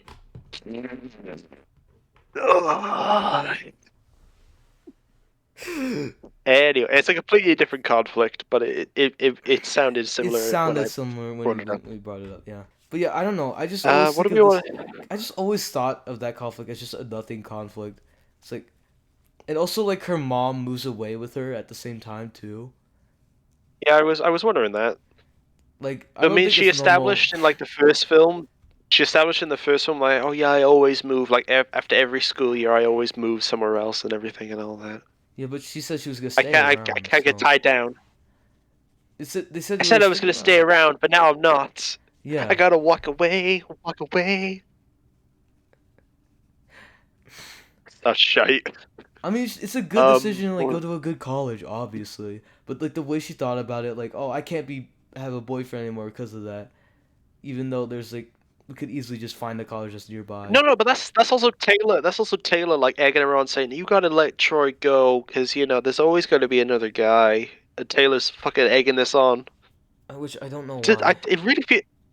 It really feels like their friends just don't want them to be together. They didn't want them to be together in the first film, so they manufacture the whole bullshit where they take him saying something out of context in the first film. That might be Second film, they're pissed off. That might be a way to like the writers meant to be like the audience to believe in. Oh, they should be together because everyone else is against them, and shit. When they just have no chemistry. But that makes all the other people feel very shitty, even though we're supposed to like every other character, including Sharpay. Because she gets screwed over in this film as well, at like the second to last minute of the film. Yeah. I don't know. You want to talk about the other subplots in this film besides Troy and Gabriella? Because I'm real sick of fucking talking about these two. Yeah, because these two basically had a nothing conflict in this movie that ultimately feels very surface level and you could easily figure out. Like, either break it off or just figure out like a solution instead of like being all dramatic and shit. Like, just stop. Yeah. Just stop. And... Or just fucking get it over with. Yeah. Just have one like last passionate night together, and just end on that. Yeah, just do it. Anyway, let's talk about some other stuff. Let's talk about some other characters. Let's talk about Zeke. Zeke got jacked in between films. Like he bulked out a bit in this one. Yeah, I don't know why. Which we both immediately. I don't know why, but you know what? Good for him. Even if he's still simping after Sharpay, which goes nowhere. Well, obviously, they don't go anywhere with that. It never went anywhere. They don't even actually get together. They just don't. The simping bit's just like something. Yeah, so Sharpay has regressed back again, and her whole thing is that she wants to be accepted into Juilliard with his brother, supposedly with her brother. Which the implication is kind of like, oh, well, they only have one scholarship. But we can work it out because we're brother and sister. It's like she's manipulating him again.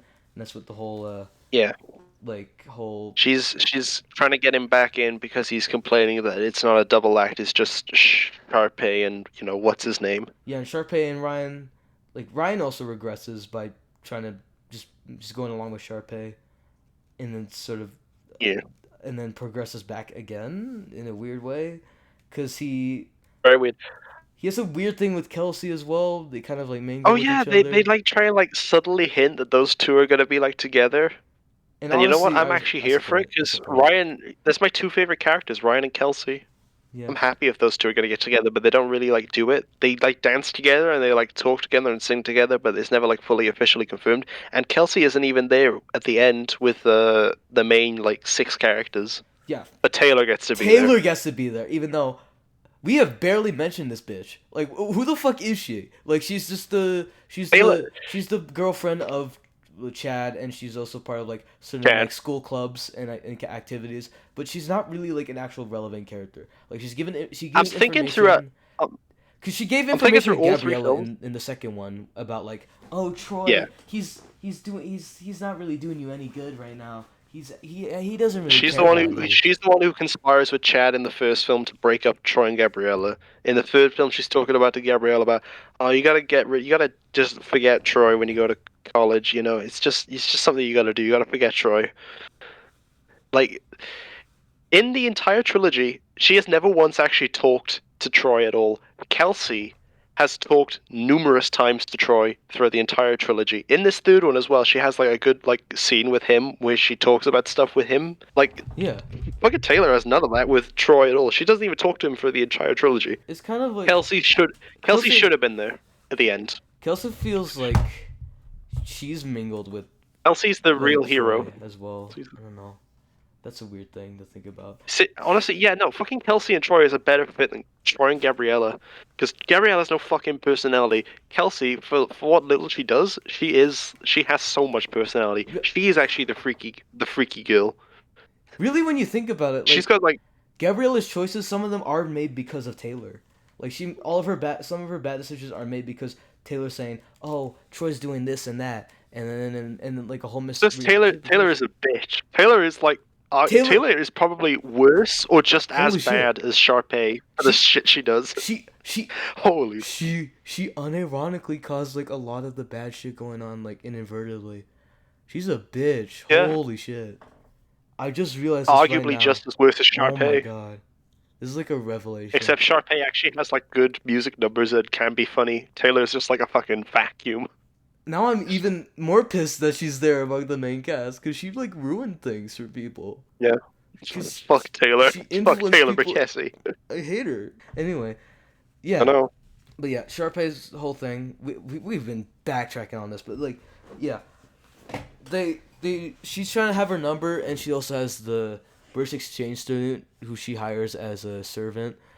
She didn't hire her because she's not paying her. She's just a personal assistant. Just personally, yeah, whatever. And the reason why the exchange student wants to is because she wants to take over the drama. Yeah. The drama Yeah. stuff. So, yeah. By the end, when like after Sharpay's gone. Yeah, Sharpay switches because like like Ryan, he gets accepted. He gets the only like Juilliard scholarship. Yeah, Ryan goes Ryan to and- Juilliard, oh, wait, no, and and Ryan Sharpay and- stays behind. No, it's Ryan and yeah, like, Kelsey. yeah, like they're setting up those two. They're setting up those two. It feels Yeah. like it. It's a And good pairing.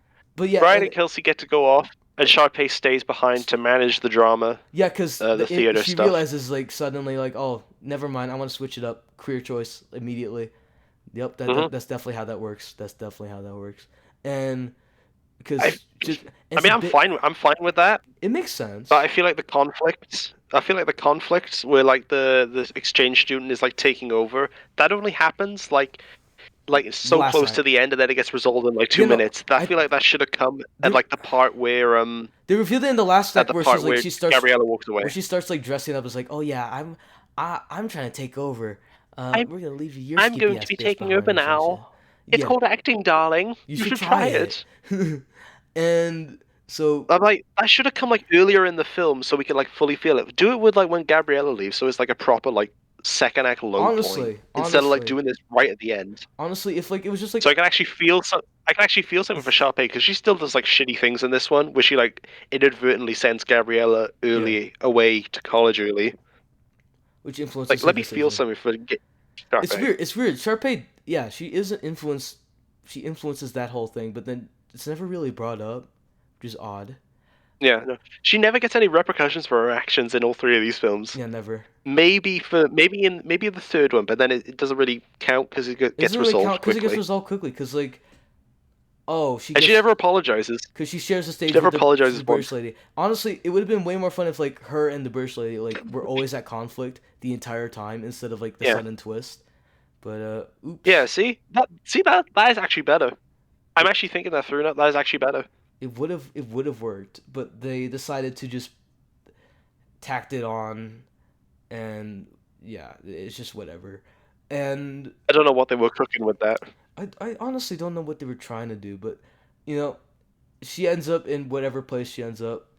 I don't know exactly what it's trying to say, but whatever. I don't know what else do the other side care. Well, yeah, there's Chad. They resolved that shit. I don't know what Chad was doing in this film. It just seems like he's very just like he's like on side with Troy, and he's like, I'm going to Honestly, if basketball college too. I felt like he was gonna just like have like conflict with Troy, but no, they're kind of like chill with each other in this one because they have, You don't do yeah. They're chill in this one. yeah, They don't do like much. boys are back. They have that little number, which honestly, in retrospect, does that even matter? Yeah, Whatever. It doesn't see that's matter. a good number, but I don't really know what it I means. don't know what's the point of it, but honestly, I don't give a fuck. It's a fun music number. And if they're gonna let Chad do like one thing, that music number is enough for me, honestly. And he's actually like happy for Troy that he went to the other college. He's like he's fine with it. Like he's just like Yeah, yeah. I mean, you get to do both of your favorite things. I'll be left here in Albuquerque, yeah. but you enjoy your thing. It's like oh okay, Mhm. that's it. Because the stakes were kind of like him afraid of leaving Chad behind and like all these other people as well than other than just Gabriella. But and they talk about how like he has friends, like Troy has friends outside of like Wildcats. It was like they've never shown that, so I don't know what the No, fuck he he's talking about. doesn't. Yeah, exactly. It was like they're saying like, oh, I hang out with the theater kids. Like, no, you don't. You never have. You've never There, shown this. when you say theater kids, there's only three theater kids: Sharpay, Ryan, and Kelsey. No, but He like hangs out with one he out of he three of them. pretends he has like a larger group of people, like these like background characters, but like you don't interact with them at all. So what? Like Martha. Yeah, yeah. Martha's like the only one we know of. I swear to God. There's a guy with a chef hat, but that's only in two. Um. Hmm. Wow. Wow. Everyone else is part of the basketball team. Yeah. Basketball team. Uh. Fuck. Oh, do we want to talk about the new Do, characters they do we added? talk Do you about want to talk Rocket about Man? yeah, Rocket Rocket Man? Man. I don't know why he's here. He's like a new generation. He's He's like a previous like he's like a junior or something. he's a year below them, I think, and Yeah. he's meant to be taking over like the basketball stuff once Troy and Chad are gone. And there's Yeah. the whole section where they got to earn their lockers by making them run around in their towels throughout the school. And unironically, that has a And then really he good and then like he one take shot for a brief moment, and I don't know why. yeah, I just noticed that it was really cool. Anyway, and, that whole sequence is kind and then of he dances. whatever. Then dances. They does a bit with Sharpay at the end because he Yeah, starts simping for Sharpay. And you know what? I respect all these people simping for Sharpay, but can they at least progress it's like one weird. of these avenues for Sharpay, It's weird. please? It's weird. Rocket Man. He's kind of a ladies' man. He has that one girl that he argues with. It was just actually just a British lady, and then they end up setting up a Yeah, date, which is really funny. And I know. then he goes after Sharpay. He takes over, and he gets all the applause. Like he's a fucking winner in this movie. Like he's setting himself up He's for the like he's to a guy just walked on there in like the wackest of clothes and just like stole the whole he show. stole the whole show, and he has his little black friend. He's cool dude. He's a cool dude, but he I has don't not a even lot of screen I don't time. even know who he is. He's even less screen time. I remember the one moment where they're getting chased around. Like they walk into a volleyball court, and then he just stares at a Girls really volleyball tall match. yeah, and he just Really stares at a really really tall tall girl. girl. That's a really funny moment. But besides that, he doesn't do anything. But yeah, Rocket Man's just kind of here just to be like, yeah, the other generation of like kids here, they're gonna be okay. or whatever. Yeah, but they don't even do anything meaningful though. Well, They I mean, don't it's have not like a scene meaningful. where I'm like not saying it's Troy like meaningful. I'm just yeah, I writing it know. for the. I'm just writing it for the writers' sake. We're writing for the film. Yeah, I'm writing Oh for it. no. Oh no, we're doing that. Yeah, yeah. He's just kind of You there. need like a we need like a scene where like Troy sits down and like has talked to him and talk about like what basketball means and why it's so important. But you don't get that. He's just like, oh yeah, I'm gonna be taken over, and then like, oh that's it. Yeah. And he just sort of like fucks around for the whole film. But yeah, yeah. Rocket Man just kind Such of. a bizarre choice. Rocket Man just kind of exists. He's such a bizarre choice. I don't know why he's like a thing, but honestly, he doesn't. It's not like he bothers me. He's just weird. It's just a weird like Yeah. idea and weird like option to have. But I can't like say it was like the worst thing in this movie. So hmm it was kind of like a nice little distraction. And then like the actual musical stuff, that one was okay. Like you have the little reprises and stuff. I like that. Um, what else is in this movie? What else happened in this movie? Uh, But I think that's about it. I think we covered it. I think we covered. Oh, there's the ending. There's the ending. There's the final ending number. It's a High School Musical. yeah, and they finally said the Says title. we have to let it go. It's the best part we've ever known. Step into the future. Yeah, so this ending Like, part is fuck it. basically like, once you go to college, remember where you came from, high school. It's such a wonderful place. High School Musical. Yeah, and it's like that final music number. It's gassing like, up high school. yeah, Like it's the best thing ever. this is like it's like the last song of the entire series is about. It's like a self-masturbatory like song about high school, and it's like holy shit. Why? It's a fun number in terms of like choreography because they do like when they get In a up. way, like it's filmed as well, Yeah, where and they get everybody to like yeah to make the yeah, Wildcats to make the logo. Wildcats logo. That is so fun. I love that. They put way too much effort But into then, that. It's not realistic at all. then But I all my love it. problems, yeah, no, all my problems with this trilogy, where all circle back round to this final music number. Why I don't like these songs because one of the reasons why I don't like these songs is because they like big up high school as if it's the best thing ever. It really isn't. And this final music number is emblematic of that. I'm not denying that some people have had like good experiences in school and look back fondly on high school, but Fuck, I'm just even saying like the like large majority I think like even definitely probably don't. I think it's a sweet idea, but I think a more honestly a more accurate depiction would be just like there was a lot of good and bad. It's an awkward stage of your life or whatever, Yeah, and that's a pretty lot more much. interesting. And if it built up to that sort of music number, it would be a lot more meaningful. But this is a Disney Channel original, so Yeah, you're not getting that. And can't be that complex. yeah, and we end with all our main characters, which is Troy, Gabriella, Sharpay, Ryan, and of course Taylor. Fucking Taylor. Fucking Oh, Taylor. fucking hate Fuck it. Taylor. I Fuck actually hate Taylor. it more than I Sharpay. fucking hate. Yeah, exactly. I've thought about this now. I fucking hate her. She ruined everything. She was a conniving bitch. She always like gossiped and talked her shit. The real villain, Oh my was God. in plain sight the whole time, and it wasn't Sharpay. Yeah, I feel bad for Chad that he has to hook up with that bitch. Holy shit. Oh yeah, Chad was also there. Yeah, he's among them, but he Yeah, deserves it. Chad was also there. Actually, no, Chad has more involvement in anything because he's Troy's best friend. Yeah, so He has more so involvement. it's fair. It's fair.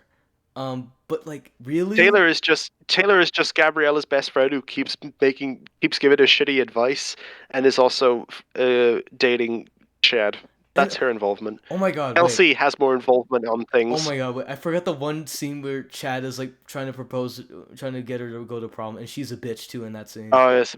Oh my Oh god. yeah. And he has to like, Yes, give me a minute while I talk to my girlfriends.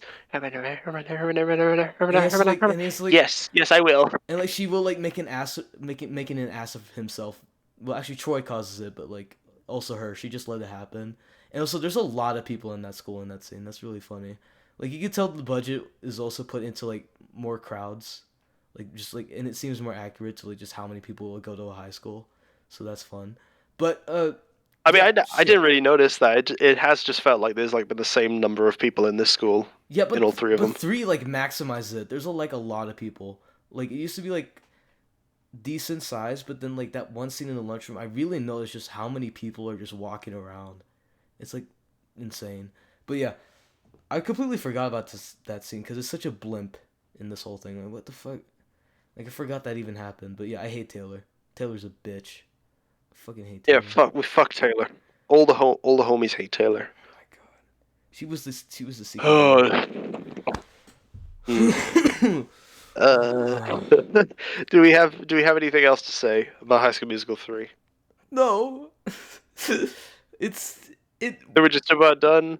Yeah, cuz I like the music. I love the production.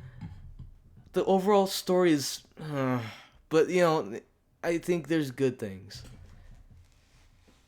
And it's probably I echo. No, go mm, on. it's probably the best one just purely on a production level. I just kind of like the simplicity of the first one better. That's just probably why. Um, I'm with you for like most of it. Like I think this is the personally I think this is the best one of the three, purely for like the spectacle Mhm. and like That's the fair. oomph of each song. This one I think has the best songs out of the entire trilogy, the most consistently best of them. Whereas like there'll be like two or three good ones in one and two, and the rest are just like passable or shit. This one has like the most like yeah, gas. Um, I couldn't really give a shit on if it was intricate or not in the plot. I just want something like to get I think invested I in. think this one's very That's loose with all I this plot. ask. It's something very loose with this plot where it's like a bunch of threads, and instead of two where it's like really complicated and really stupid, it's kind of just like simple, because you have those big set pieces that kind of tie the nonsense all together.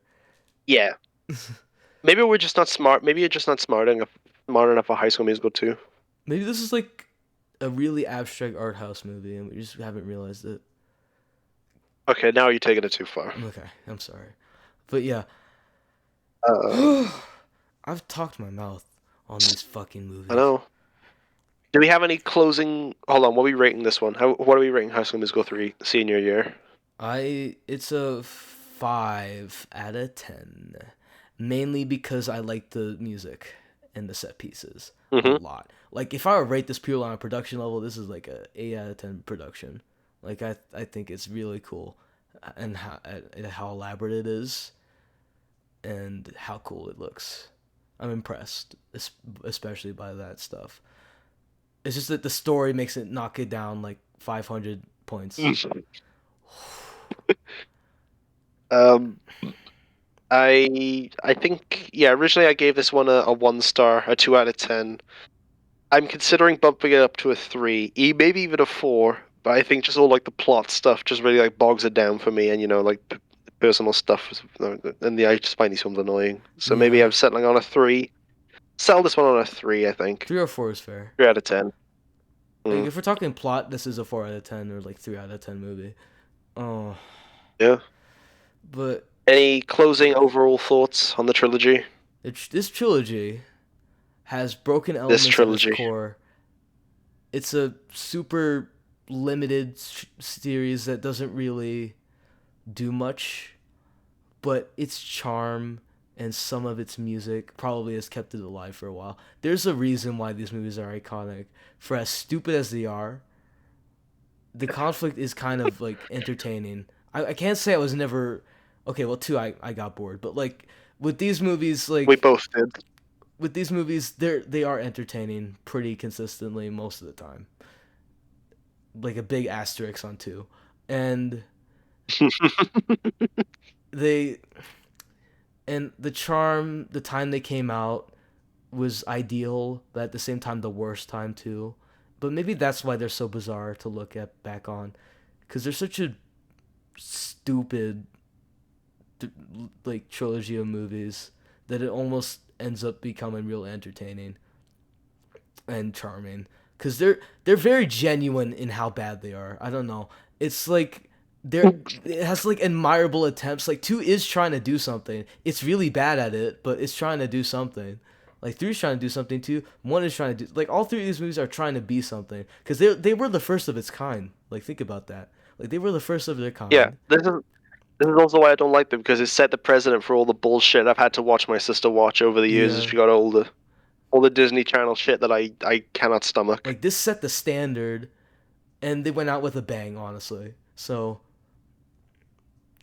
I I I think I can respect certain things, mainly choreography and visuals for three The specifically. craft is basically. The craft is there. It's there. I do believe like the actors are actually doing okay. They're actually doing pretty well for like Zac what they're Efron working and with. Ashley Tisdale got Hmm. got bigger after this. Yeah. I don't know about everyone else, but Vanessa Hudgens is like sort of like stumbled somewhere trying to do stuff. Everyone else is just sort of like fallen off the face of the earth. they're just fucking gone. I don't know where they... Even my beloved Kelsey Alessia Rulin. I think that's how you say her name. Alicia.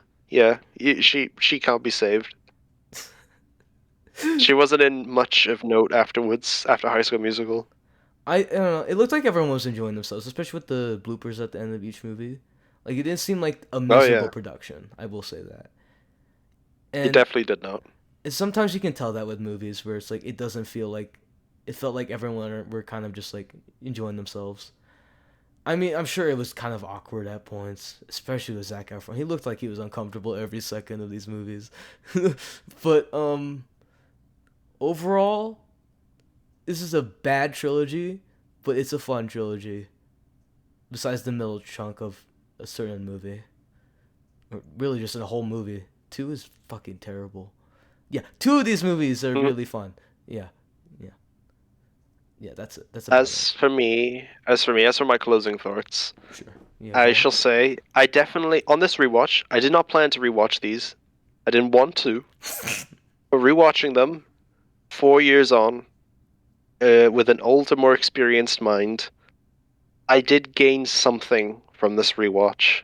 Mm. I actually like respect the craft. I have an understanding of it. I like it. I think it's good. The choreography, the music is pretty good.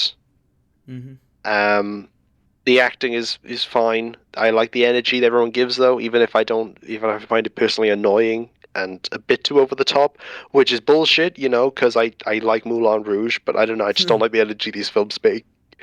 But Because it feels fake. It's okay. I I do it does feel fake a bit, where in Moulin Rouge it feels like a cartoon, but like Mm. knowingly it feels like a cartoon. Yeah.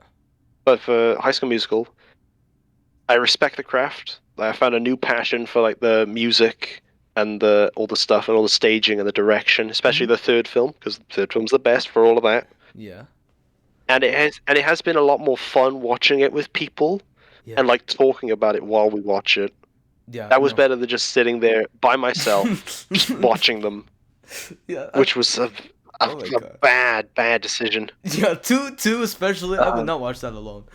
Oh my god. oh, Never. brother, I was struggling watching that for the first time, Fuck. Silver. just on my I own. remember Silver was saying like he was struggling with it, and he likes that movie. So I don't know. He likes all of them. Yeah, I know he likes all of them, but like two's like the lowest rated, I think. So even like people like this So movie, yeah, come on, like come on, yeah. come on. Come on now. Come on, senior year is right there. It's the best one. But no, I do have a newfound appreciation for all the practical stuff and the music Hmm. and the dancing and everything. It's just everything else is just as bad as I remember it being. There's some bad green So screen here yeah, and there, but honestly, the technical elements are mostly there. I don't really give a shit about the green screen. Like I could take or leave bad green screen in a film that's like over 10 years old. Yeah, Like I don't really care. and the auto tune here, I like the music, but sometimes it's too much, and but like some of it is just kind of like the whole thing with just the context of the movie. Overall, the music I think is good. I don't know. You could probably argue with me on how like they are like from a more critical perspective, but like honestly, they're fun in the moment. They fit the movie. I do not care. There might be maybe two songs I put on a playlist, but like hesitantly. I don't know, out of embarrassment. Maybe I'm not like Josh, It's all where right. all I listen to is like Your secret's soundtracks. safe with me. I wouldn't tell anyone.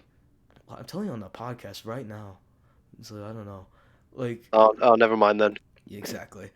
But like, sorry, I'm not like Josh where I only listen to movie soundtracks and TV soundtracks. I do in fact listen to actual music. It's kind of shocking. Fuck, you listen to actual music. Sorry, Josh. This is definitely not targeted. Okay, it is kind of targeted. We're calling you out, bitch.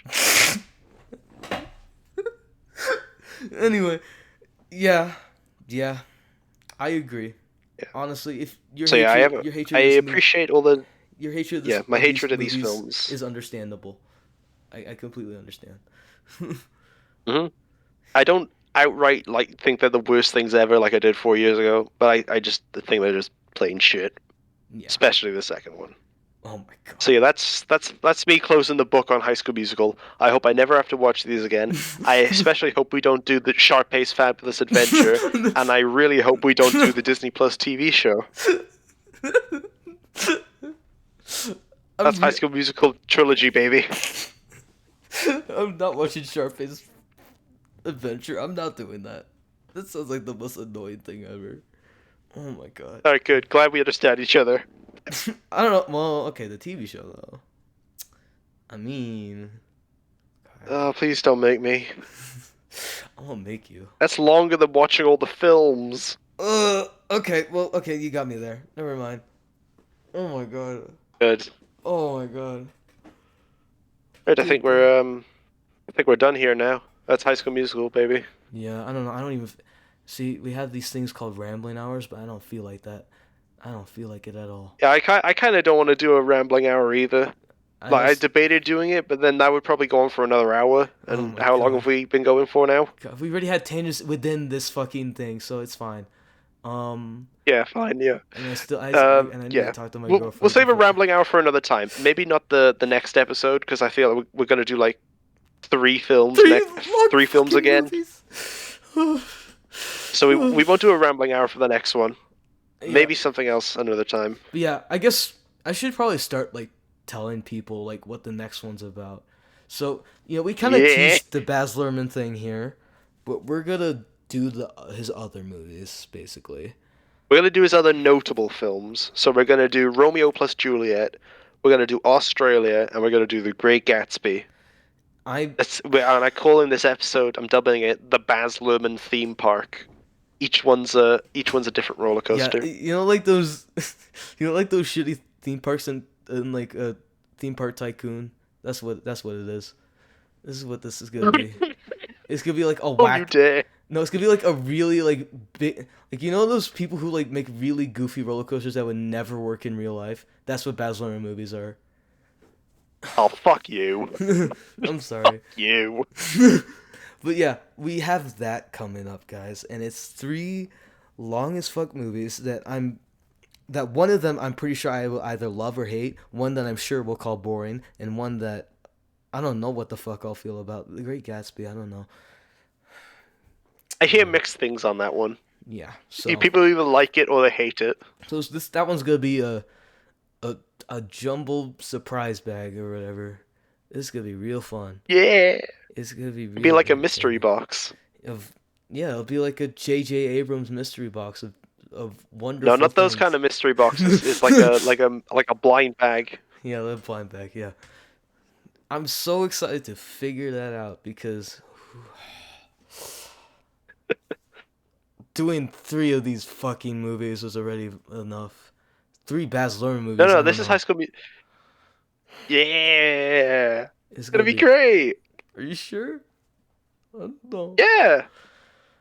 It's gonna be safe. It's gonna be fine. Why don't we say goodbye to the listeners and thank them for listening? Yeah, whoever's left listening, because I know it's been like a while, but yeah, I hope you enjoyed. I hope you enjoyed our fucking ramblings. I want to talk to my girlfriend. I just want to be out of here, and you really gotta rub it in my face, don't you? I don't, because I don't have a girlfriend. I'm sorry. Sorry, guys. Too bad, so sad. I'll let you have this one. I'll let you have this one because you're young. You're young and you're in love. Yeah, guys. So I'll let you have that one. We are back. We're back and running officially. If like this man will keep me managed. Like he will remind me to death, like that we gotta like continue this because you Mm-hmm. know this was fun to do. These movies, they're not all fun, but you know they're yeah, yeah, just yeah, and that's all I gotta say. And I know it's been too long, but I do like these podcast things. Don't worry, I'll whip this boy into shape so that he's more consistent now. Yeah. He needs that older guiding hand. I'm the mentor character, and I'm here to help. Eventually, I will die, and he'll Yeah, have you to will die. You'll progress on become. his You'll own. be like Uwe, where you turn into leaves. You just leave me behind with your fucking staff. You fucking old man. I can't believe this. Yes, Shifu. You must believe.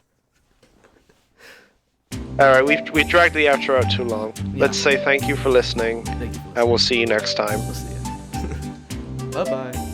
Bye, everyone!